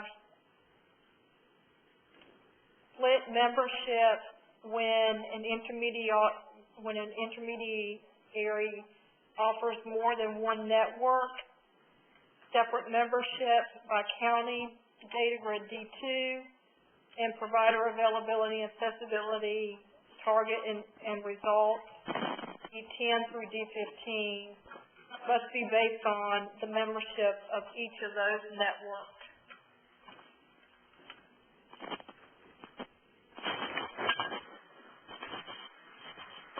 For your full service filers, if you have a dental and or vision rider available to all members, you can use the applicable single service data grid when reporting your data. If you have a dental or vision rider that is available or offered in limited situations, not accessible to all members, you do not need to complete any type of information in regards to the annual filing. However, we will require a letter signed and dated on the company's letterhead from a company officer that indicates that currently dental and or vision rider is offered on a limited basis and is not accessible or available to our members. However, if that marketing strategy changes at any point and the vision and or dental rider opens up and available to all members, the insurer will have to start submitting certifications and data grids applicable to that rider.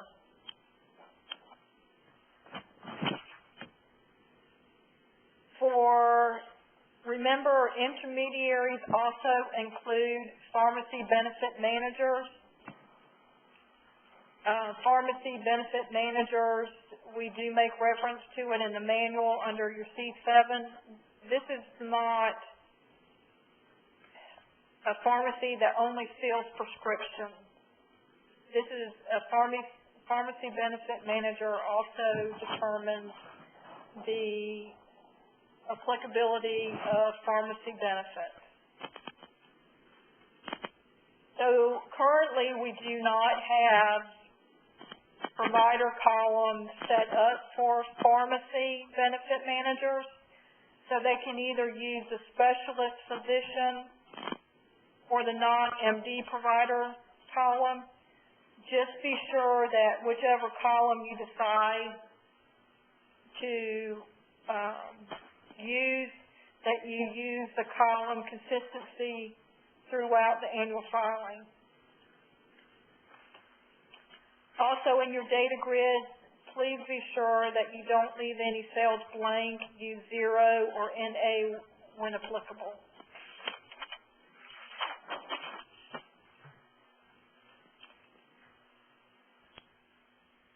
For using the comment boxes below the data grids, that space is limited. That space is also a text box. So I know that sometimes it is not user-friendly. You will need to sometimes use your space bar instead of your enter key. But if more space is needed, there is a general comment box after the planned data grid D18 or your delegated data grid D17. or you can use an attachment. Just be sure that when you use an attachment, make reference to it in the comment box, and when you, on the submission of the annual filing, properly label it as well.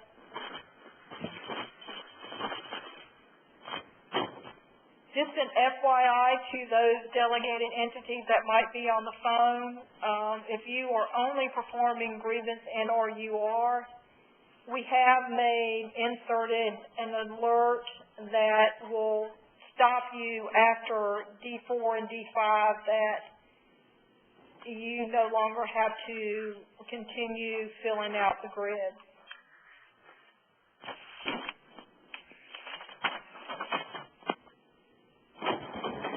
Going back to your check boxes, again, you would indicate whether you're an HMO or PPO.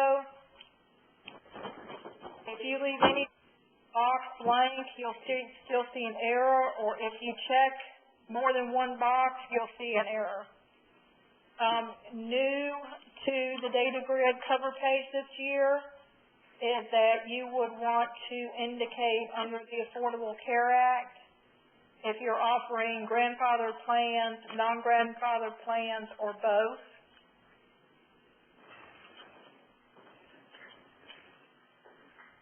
Donna? Yes. You were saying that whether you're offering non-grandfathered plans, what if you're not offering, but we have non-grandfathered plans? You still want that completed? Yes. Okay, thanks.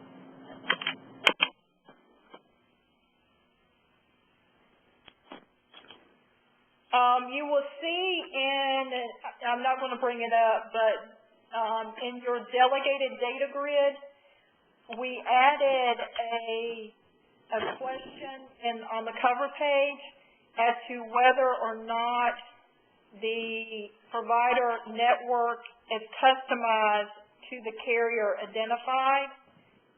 Because one review process that the department does is that we also review all of those insurers that are using the same intermediary. We make sure that we look at if the provider data is different, if for some reason they're submitting the same results for network traffic or appointment wait times. We'll look at that. So this was one way that if we're looking at the provider data and comparing it to other insurers and it's different, but then we look back and we understand that it has been customized for the carrier, we know that there is going to be some differences. In regards to your appointment wait times, I know I'm jumping ahead of myself, but in regards to appointment wait times, the only time that we should see the same results is if an intermediary uses a provider survey for its North Carolina providers. If they are using a member survey, the results should never be the same, or it is coincidental.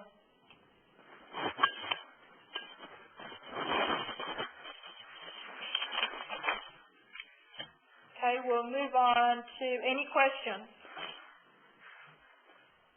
Yeah, Donna, I don't know if I'm jumping ahead, but regarding the enrollment and disenrollment summary, Yes.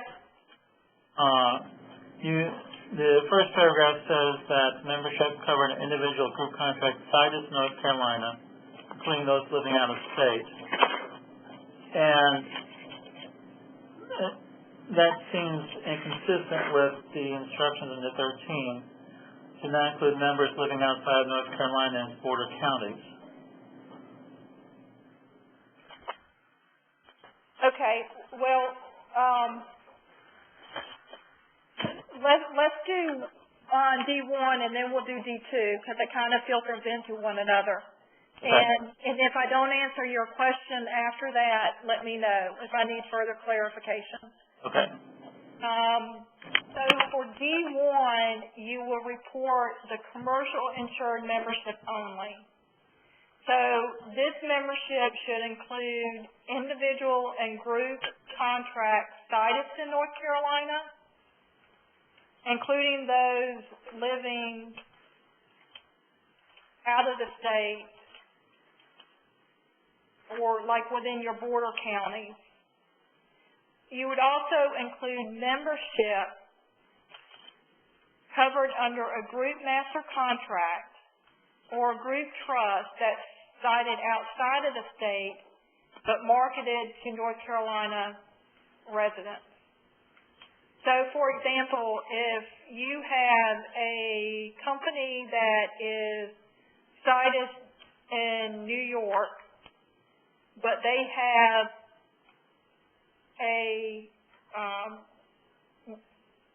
employees living in North Carolina, those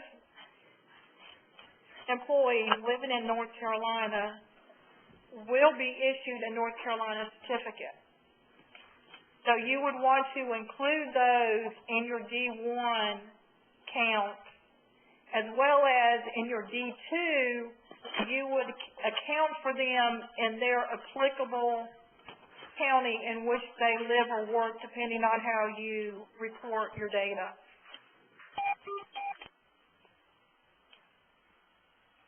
Did that answer your question? Well, not quite, because Okay. I have a association group cited out of state, out of Nebraska, in Missouri somewhere. And I have a certificate issued to a member in New Mexico, and that member moves to North Carolina. It's not cited to North Carolina, but they're now a resident. And the way I understand D1 is that I would not count them because it was not cited to North Carolina. No, but that member is living or working in North Carolina, so you would include them. Okay.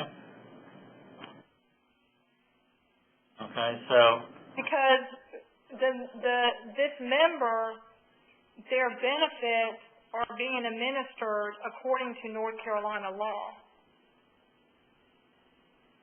okay. And were they issued a North Carolina certificate after they moved? I don't know. This is just some hypothetical thing I came up with, because I know that people move from state to state. It's not uncommon in individual or individually underwritten products. Mm-hmm.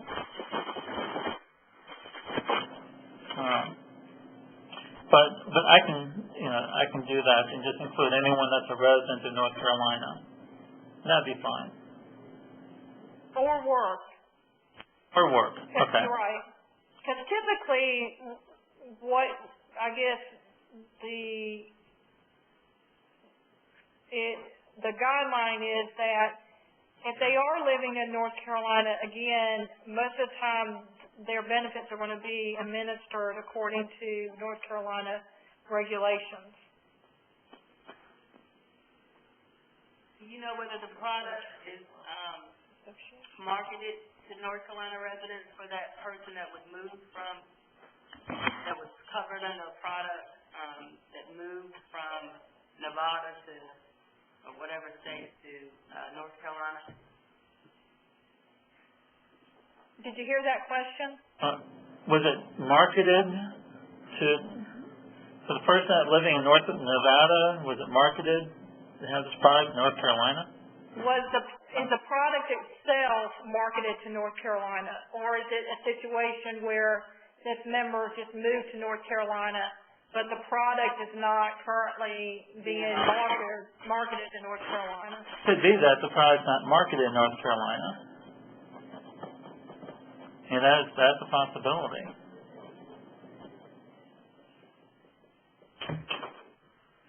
Member had coverage in another state and they just moved to North Carolina. It's a managed care plan, so so they would move to the PPO that we utilize in North Carolina. So would your company only be administering the benefits for that person that moved to North Carolina? Right. Okay. Then, will would you administer it under North Carolina laws or Nevada laws? Well, typically, we would administer under North Carolina laws. And you can include it. Okay. But when I saw the wording here about contract situs North Carolina, it sounded like North Carolina was assuming that you were interested in North Carolina situs only, and we're not interested in out of states. No, if you read it, it does continue on to address contract situs outside of the state. Okay. Okay.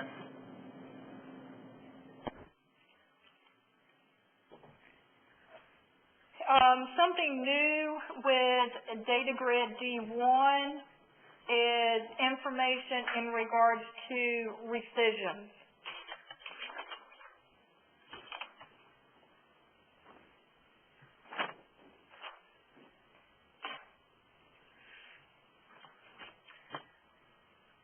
If we know that this is a new requirement and we were a little late in rolling this out, so if it is a situation where your company cannot, your system cannot report this information, or you cannot manually go back to your underwriting department and obtain this information, please provide us with an explanation why the information cannot be furnished for data year 2012.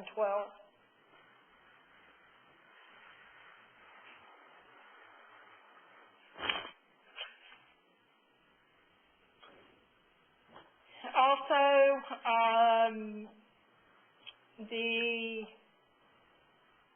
what we also do as part of our review, we would look at the beginning membership. For example, for data year 2012, we will check the beginning membership number for 12/31/11 and see if this corresponded with last year's ending date membership for 12/31/11. If these two numbers do not match, just simply provide us with an explanation in the comment box. I know that there's some insurers that run a report and it will capture retroactivity. So that would be your reason why the numbers are not matching. If you are an HMO, you will need to make sure that you complete the grid in regards to the member month and your membership split by HMO and point of service product. Those two numbers must match with the ending number in the top grid. If not, you will get an error message.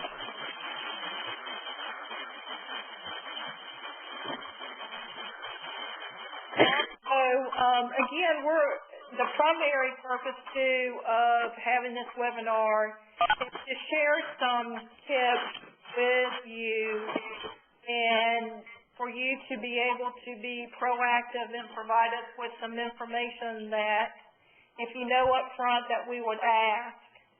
For example, if there's been a sizable increase or decrease in membership since the previous year, an explanation in the comment box must be provided.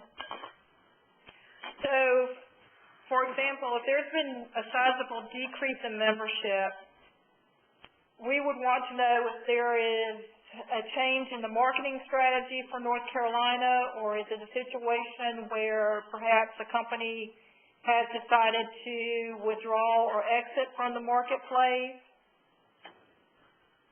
On the other hand, if there is a sizable increase, again, the result of a marketing strategy, perhaps to introduce new policy and new product, and that is the reason why you had a jump in membership.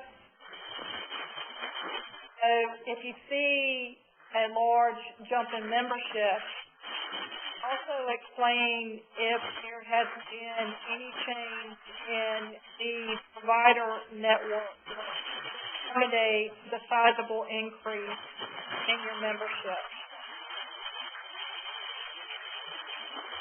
And anytime we see that a standard has changed, we should also see a corresponding revision to the policies and procedures for that specified date each year.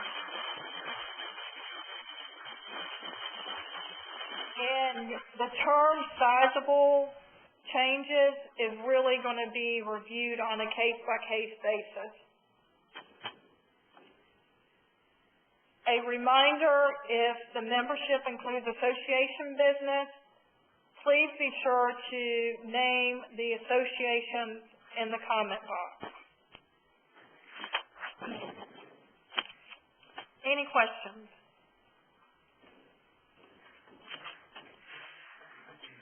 Okay, D2 is simple. You'd want to capture your enrollment by county. As of 12/31 of your specified data year. Again, please be sure to, if you have 0 membership in a county, please use 0. We have all the counties listed, and then we have 2 extra boxes. Here, we have a box that has North Carolina members living in border counties and using the network. And then we also have a box for NC members living outside of the state and not using the network. So this would be for your group trust or your group contracts that are sited outside of the state, and they have members not living in the North Carolina area. This number, this final total number, should match with what you have for D1. If not, you'll get an error message, so please double check your input. If you know that it is a true error, you need to explain the reason for the error. Also, when you input 0, these zeros will come up red. And also in G6, where you have a listing of your providers by county, if you have a 0, it will be red. This is to help you recognize if you have membership in a county, especially if you have large membership in a county. For example, if you have 1,000 members in Wake County, but then we look at a county and you have 0 providers in Wake County, we would want to know why. But that would be a network deficiency that would need to be addressed.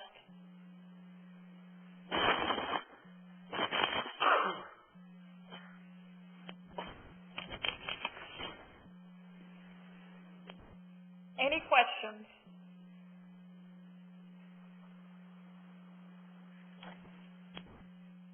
Okay.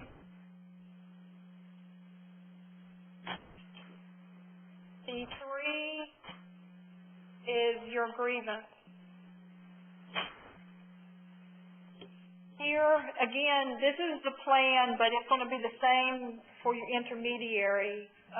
So here in the plan would indicate if it performs any level of grievance. So it would be yes or no. If no, then the whole data grid will be grayed out. So when you see any type of shaded cell or grayed out cell, please do not input any data.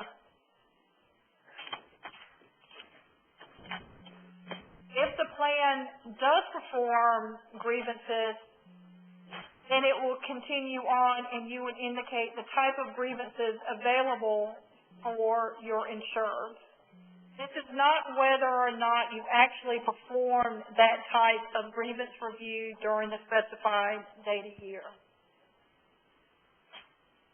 For D3, then in your far left column, you would indicate the category for the grievance. Please be specific as you possibly can, and do not use other. You will receive an explanation error if any of these columns, if you do have a reason here and any of the columns remain zero, you would need to explain the reason for the zero activity or acknowledge the zero activity. Also, something new for this year in red in the comment box, if you have a grievance reason or category which was annual or lifetime limit, please provide further explanation in the comment box regarding the plan type and the circumstances of each case.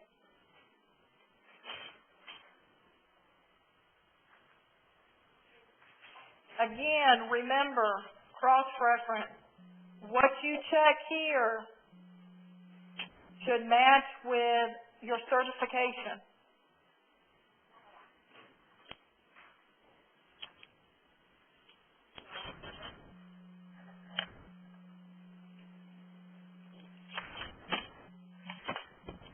Any questions? Okay, D4, your utilization review. Again, this is your plan data grid. So in this data grid, you would indicate what type of utilization review the plan offers to North Carolina insurers. So if they do UR, you would also go down and indicate the type of reviews, prospective, concurrent. Again, any time that you leave a box blank, you'll still have an error. If you check yes and no, you'll get an error. And anytime you check a no, the corresponding row or column would be grayed out. Again, we introduced these functions to help you complete the data grid.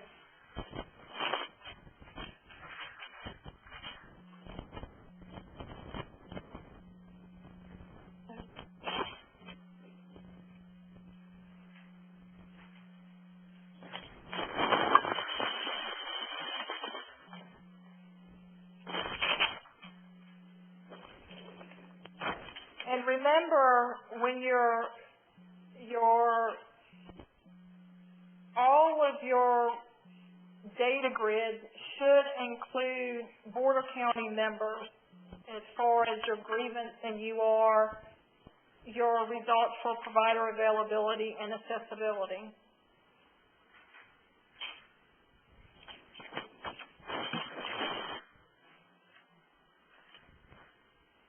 In regards to, I know that there's been some confusion in regards to the external review.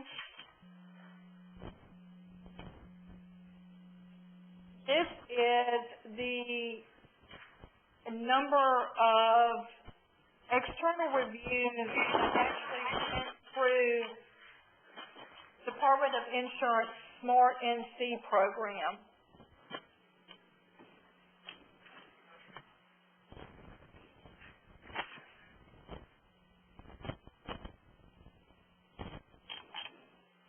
Also, remember, too, that you are involved medical necessity determinations.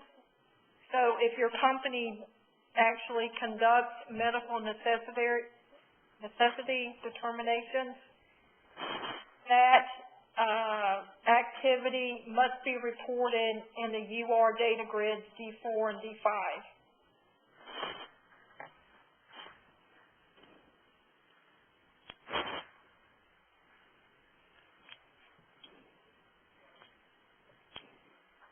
Again, as in D3, if you have zero activity for any non-shaded area, you'll get the message that you need to explain the reason for the zero activity. You would need to provide an explanation, acknowledgement of that.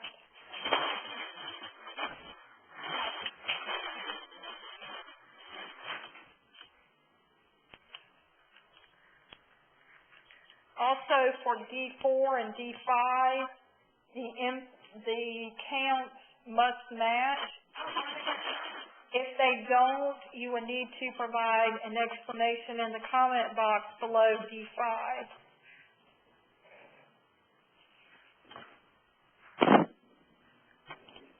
Also, up here in D4, if it's a situation where your company has discontinued offering a second-level grievance process for UR-related matters, if you check that box, you have to provide a date of discontinuance.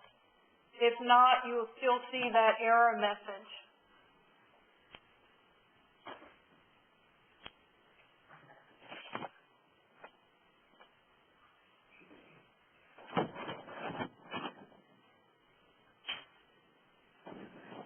Also, remember, too, that for grievance and UR data, we do look at last year's activity to this year's activity. So if there have been an increase of a particular type of review, if you could explain the reason why, what happened, maybe you had a change in your policy, you will need to explain that in the comment box.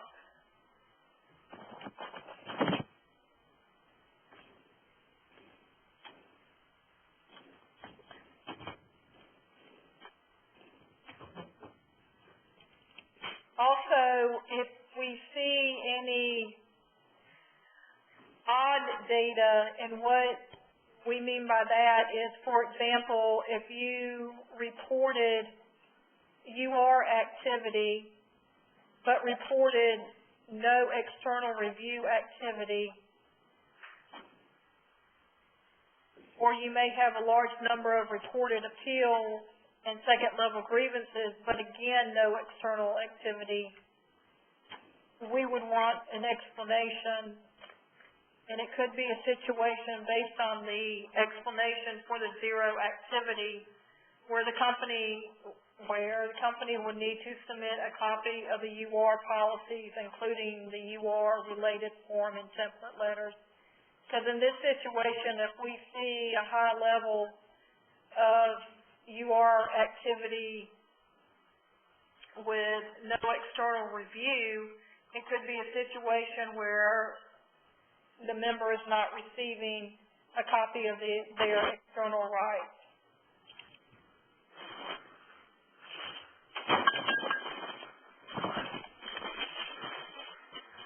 Any questions about D3, D4, and 5 in regards to grievance and UR data?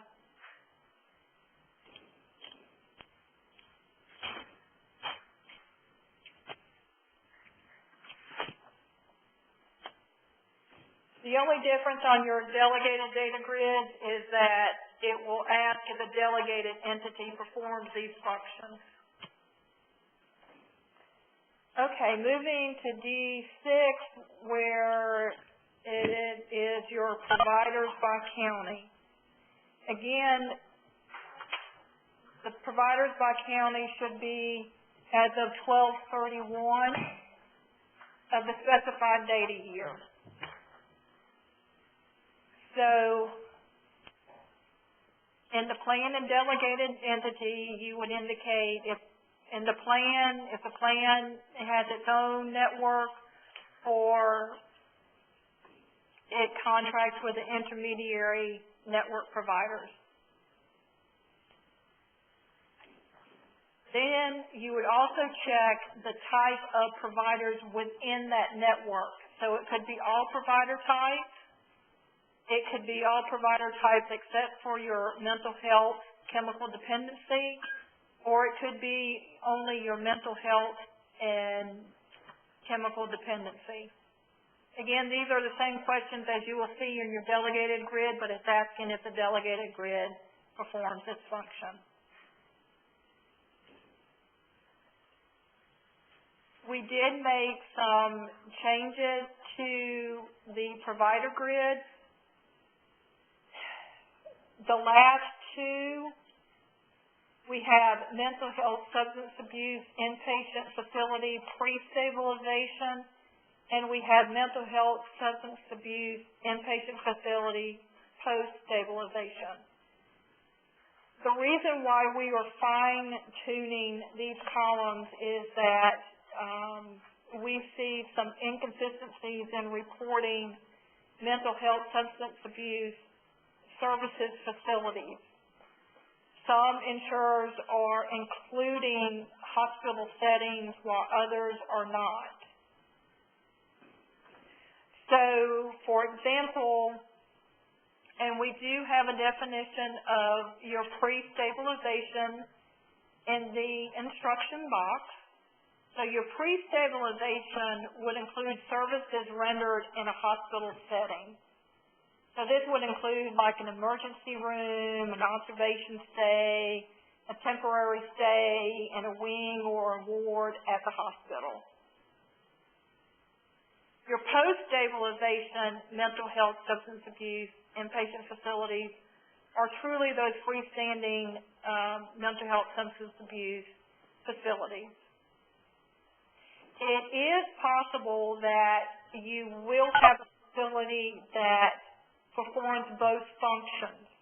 So you would want to capture that facility in both of those columns. Again, this is a new provider capturing data, so if it's a situation where your company cannot provide the information for data year 2012 because it will require reprogramming, please specify that in your comment box, but also include what is included. If you fill out both of those columns or if you fill out only one column, specify what is included in that column.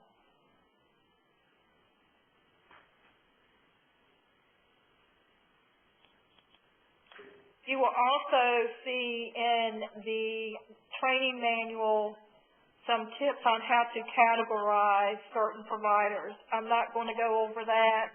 You can refer to the manual, and if you have any questions in regards to that, you can reach out to your assigned analyst, which would be either myself, Donna, or Cheryl, to get further clarification and instructions. Again, don't forget that there is a comment, there is a border county box to capture border county providers. Border county providers are defined below the data grid. Also, don't forget, there are two requirements in regards to D6. We need a listing of contracted hospitals by county and a listing of border counties. The listing of border counties would relate to your provider border county.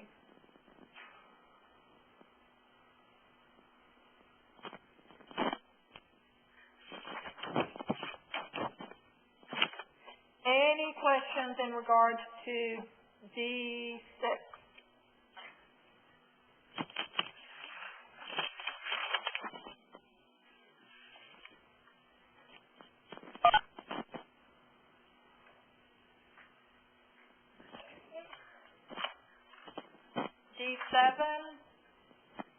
is capturing the number of unique providers. So this is truly unique providers. So you would only want to capture the provider only once, regardless of the number of locations within the same county or different locations in multiple counties. You only want to capture that provider only once.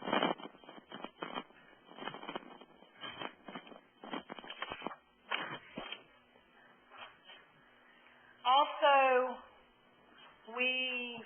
as part of the department's review, we will look at, again, kind of looking at last year's ending provider count and looking at what was inserted for the beginning, so to speak, provider count. So we would compare, for this year's data, we would compare the 12/31/11 data that you enter here to the 12/31/11 data that was provided in last year's filing. So if those numbers do not match, if you would indicate the reason why, that would be helpful.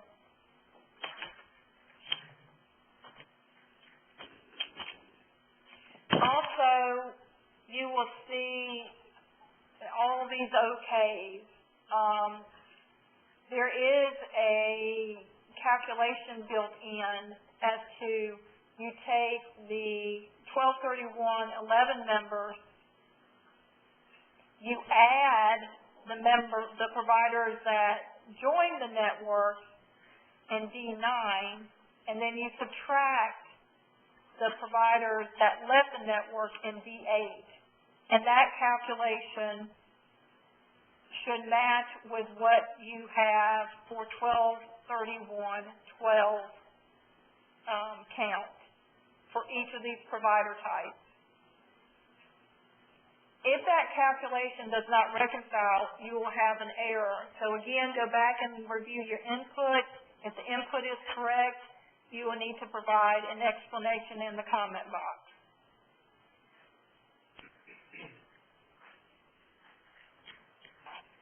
One thing, if you do have a vision writer, please be sure not to count any retail store employees.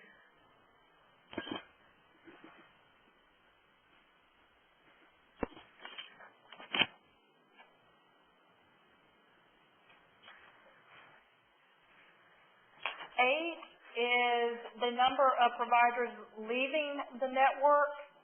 So you have two categories, involuntary and voluntary, and they are defined in your instruction box.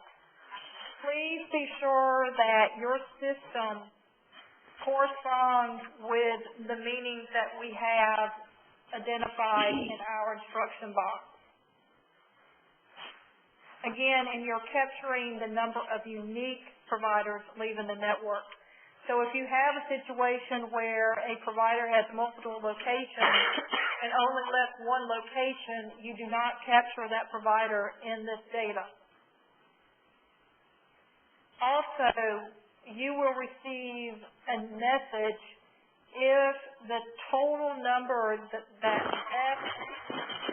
network represents 10% or more of the total providers within the provider type. So if you do receive this error, we want clarification as to whether or not the reduction occurred at one time and whether or not any corrective action was taken or needed. So what we are really concerned with is if you had a large practice to leave your network and it caused any disruption to the members and any corrective action that was taken.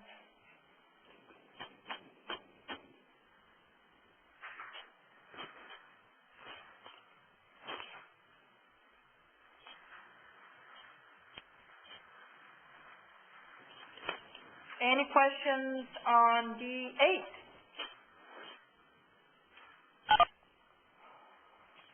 D9 is very simple. You are capturing the number of unique providers that join the North Carolina network.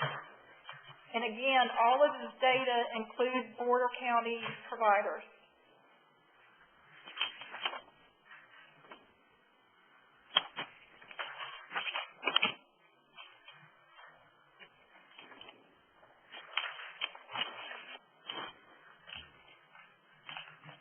Any questions on D9? Okay, we're getting into the heart of provider availability and accessibility. D10 is your network density target. This is the plan data grid. So the question is the type of standards that the plan establishes. So the plan would answer if it sets targets for all provider types. All provider types exclude mental health chemical dependency, or mental health chemical dependency only, or none. And again, the only difference here in your delegated grid, it would ask what standards, what types that the intermediary sets. And again, depending on how you answer this, there may be grayed out cells, so again, do not put any input in those shaded areas. Again, very simple. You only need to check one box. If no boxes are checked, or if more than one box is checked, you'll receive an error. Make sure that you input the geographic area. Make sure that it is a meaningful area. And then you would input the network density standards for all of the provider types.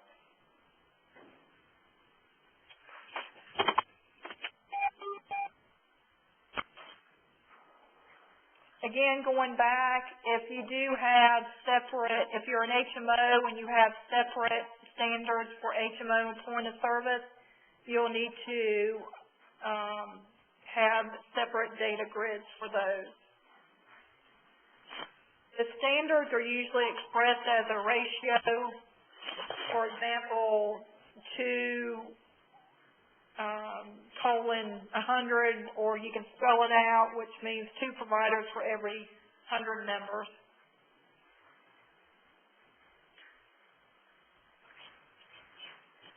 Also note for D10, D12, and D14, although the department does not set any standards for the insurer or the intermediary, if we do see a standard that seems outside of the industry norm, we will indicate as such in the deficiency letter and ask the insurer or intermediary to reevaluate that.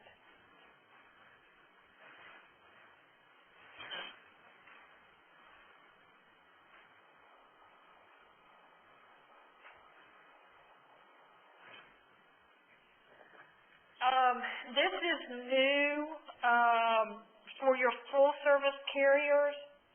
In the comment box, the specialist physicians in your non-MD provider columns, you would need to disclose at least the top 10 utilized provider types applicable to those provider types. Also, when you're listing out the provider types, make sure that the department understands whether or not the same target applies to all of those 10 specified, or if there's different targets. And if there are different targets, make sure that they are spelled out.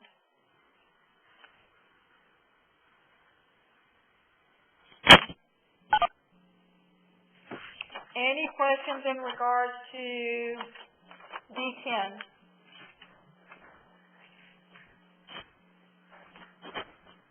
Okay, D11 is inputting the results for your network density. Again, the plan would indicate what network it monitors, all provider types, all provider types exclude mental health chemical dependency, mental health chemical dependency only, or none, which means that they're using the intermediary network.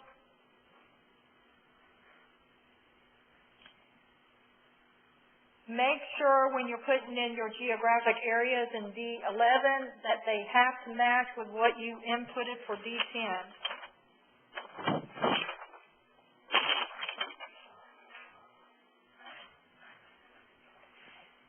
And also, when you're recording the results, be sure that they are recorded in the same manner as used in setting the target. For example, if your target was based on 1,000 members, make sure that the result is converted back to based on that 1,000 member ratio.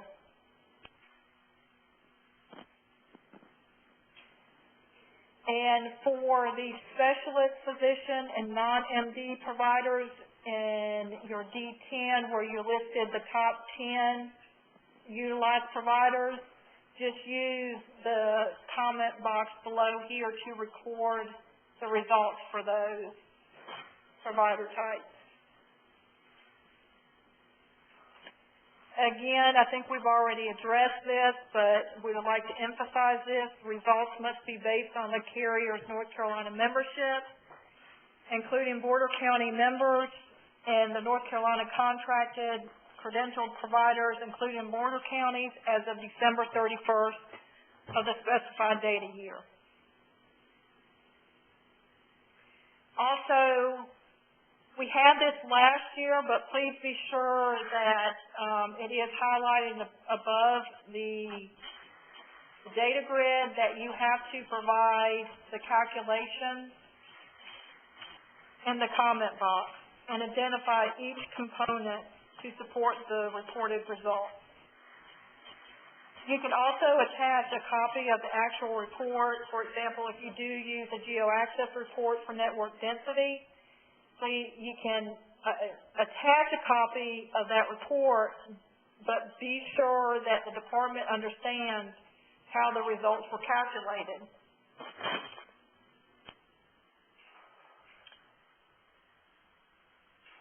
One thing, if you use for network density purposes, if you use the D2 membership, make sure that you subtract out any membership that's not using the North Carolina network.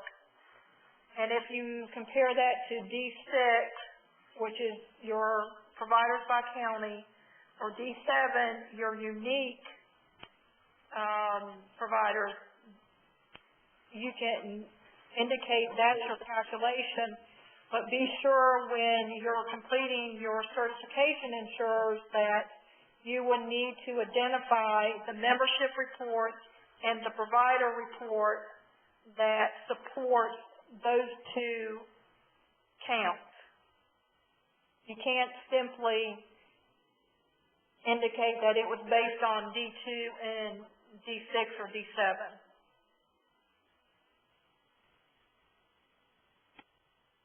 Also, remember, any missed target has to be addressed in the applicable certification.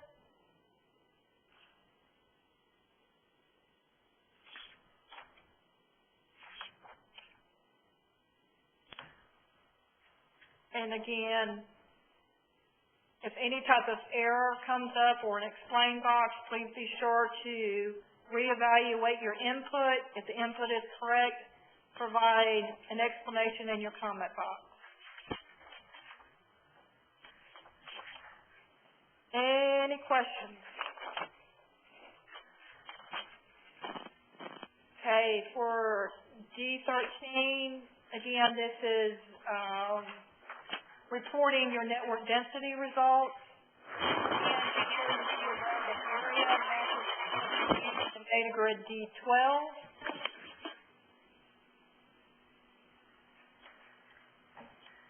This is something new for this year. In the comment box, you would need to address each of the components so we can have an understanding of how you determine network density. So it's very simple. You would need to indicate if you used a report based on members, employees, if it was based on home or work address, and the providers. So if it's a situation where you use D7 or D6, or it could be where you actually calculate the driving distance standards based on every point of access. And what I mean by that is the total number of locations, counting each provider location in all of the counties that they may have locations in. So if they have 5 locations in Wake County and 10 in Johnson County, that would be 15 access points for that one provider. So again, we're just trying to have a clear understanding of how the results are being reported. We have had situations where geo-access reports have been provided and it doesn't match up with the number of members, employees, etc. And we also have situations where sometimes if we can't reconcile network density, a lot of times network density and driving distance standards is based on the same report. So we would have concerns if we can't reconcile the network density using the geo-access report and the network density we would have some concerns with. Again, we don't mind if you attach a copy of the geo-access report, but if you would label each of the components, you can do that as well.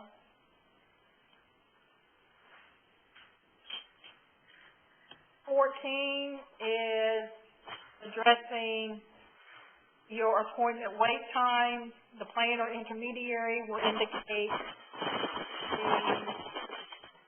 the appointment wait time that they establish, input the targets into the data grid.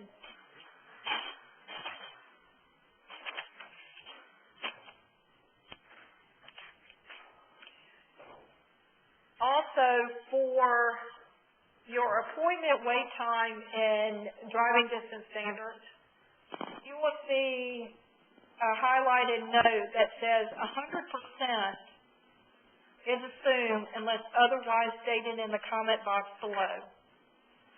So if your target is 90%, please be sure to address that. If you can put it in the cell or at least put it in the comment box.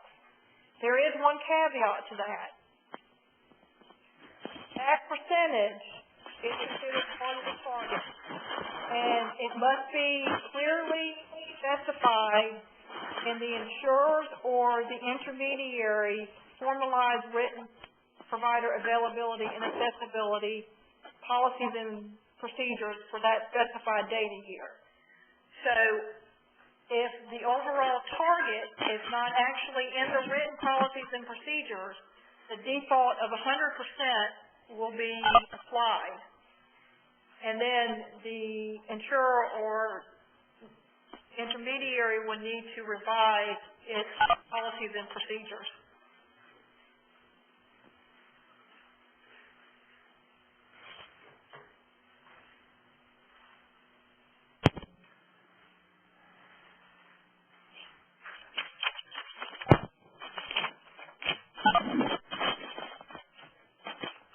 Any questions?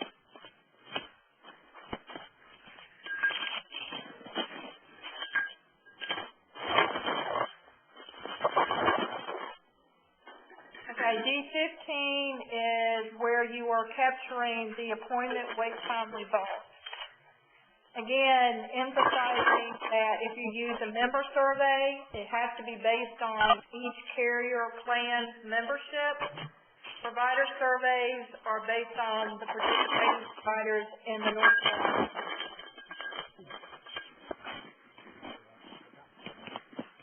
Now, if we do see regards to emergency standards, they are typically based on 24 hours a day. If we see the percentage of standard is less than 100%, we will push back on that due to the nature of the appointment wait time.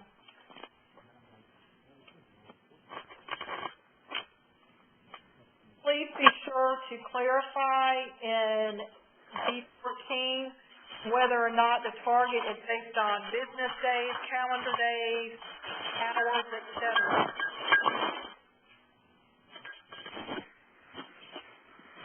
And remember, for the annual filing purposes, the result is not based on the waiting time in the provider's waiting room.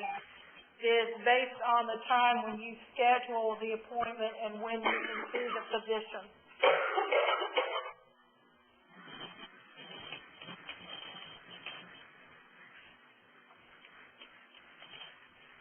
Any questions?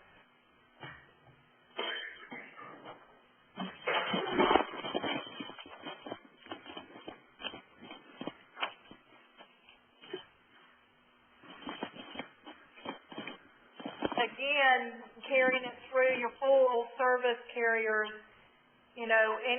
your provider availability and accessibility, carrying it through D10 through D15, you will need to recognize the top 10 utilized providers for those specialists and non-MDs. Again, be sure to address any error message. Any questions? I don't think that we have a lot of problems with D16. Although last year this was changed, and I will make sure that, so in the plan data grid, you would want to specify if the plan directly pays the providers. Make sure that you will need to complete the box. So if it's an NA situation, you will need to check NA. And then if you're, for example, if you're a PPO, and it's fee for service, you would need to specify without withholder bonus, with withhold or bonus, or both. If you do have a situation where it does, the compensation model does have withhold or bonus, it will carry you through to D17, and you would just specify the bonus range. So in the intermediary delegated D16, it would indicate that the intermediary directly pays the providers. And in your D16, you're entering the percentage of providers paid under each compensation model. And this is based on the unique provider totals reported in data grid D7.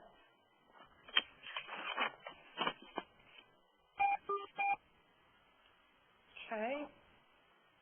And then D18 is your list of delegated intermediaries and entities.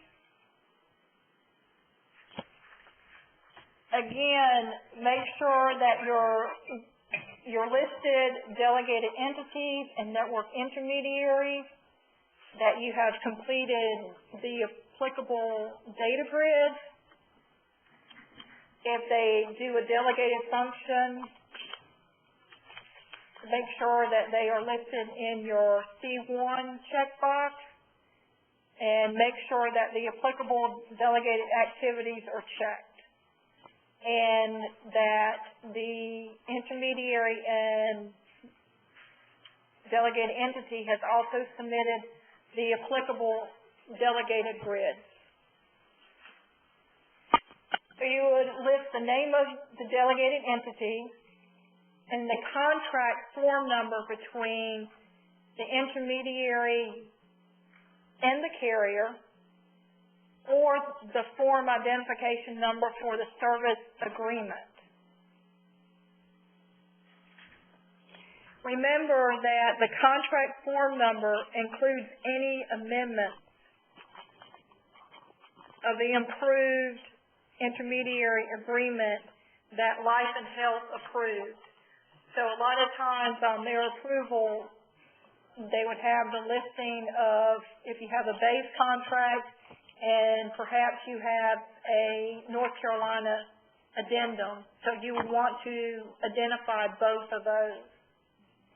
You would want to indicate the contract status of active, inactive, or new.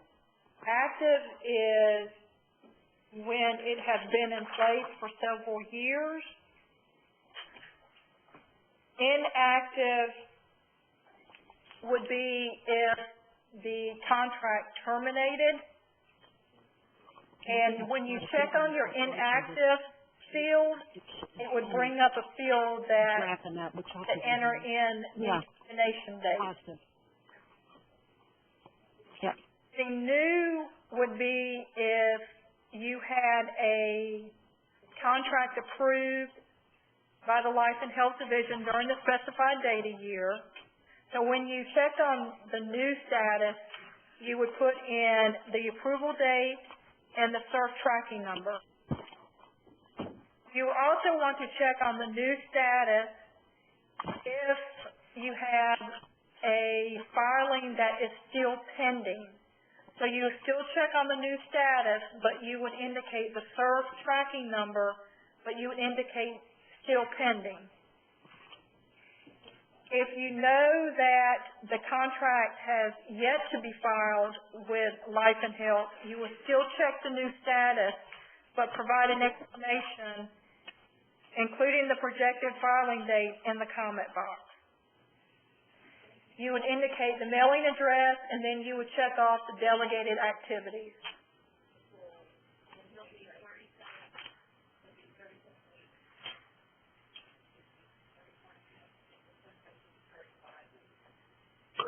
Make sure for any new intermediary that you complete the supplemental checklist.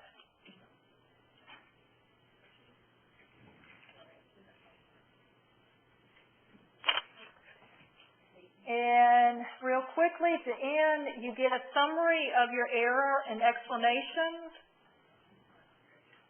by data grid. So if you have any that are listed, go back and make sure that you review your input or you have an explanation in your comment box. And then you have extra space here to continue explaining a situation from a previous comment box.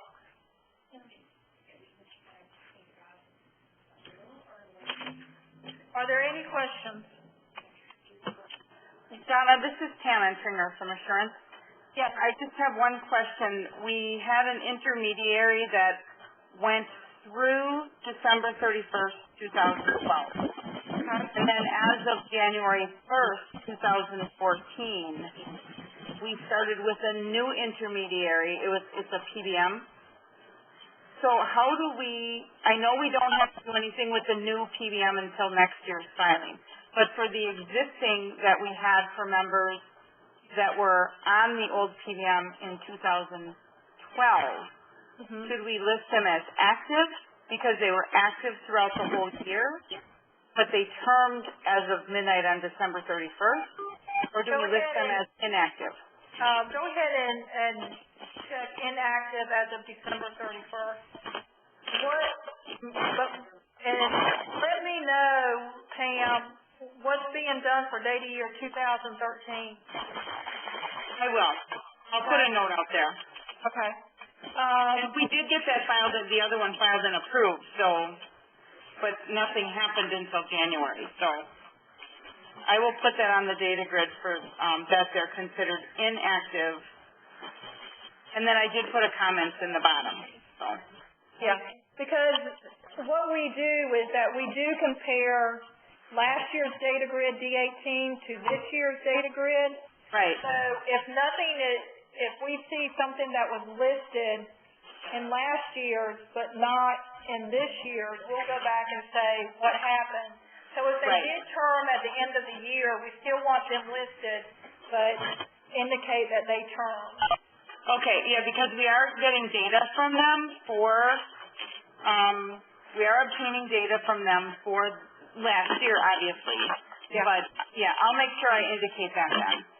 And also, if you do have a situation where you had an intermediary to term with 3 or less than months of data, and you have a new intermediary that took its place, let us know, because it could be a situation where we're not going to require the 3 months worth of data on the terminated intermediary, but we'll require the 9 months on the new intermediary.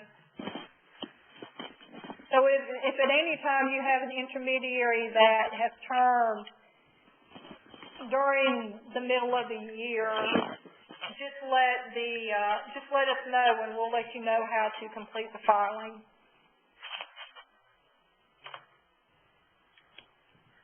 Does anybody else have any questions?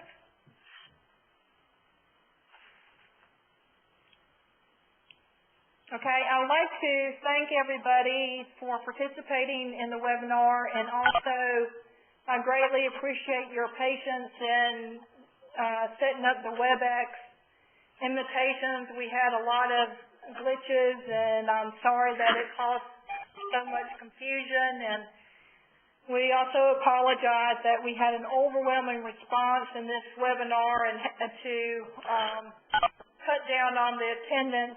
Unfortunately, our phone lines were limited, so we do want to express to you that we are always here to help you.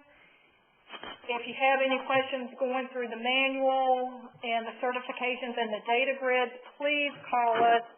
We would set up an individual conference call with your company and go over any areas that are in question or concern to you. So please just reach out to us. We're here to help you. Thank you. Thank you, Donna.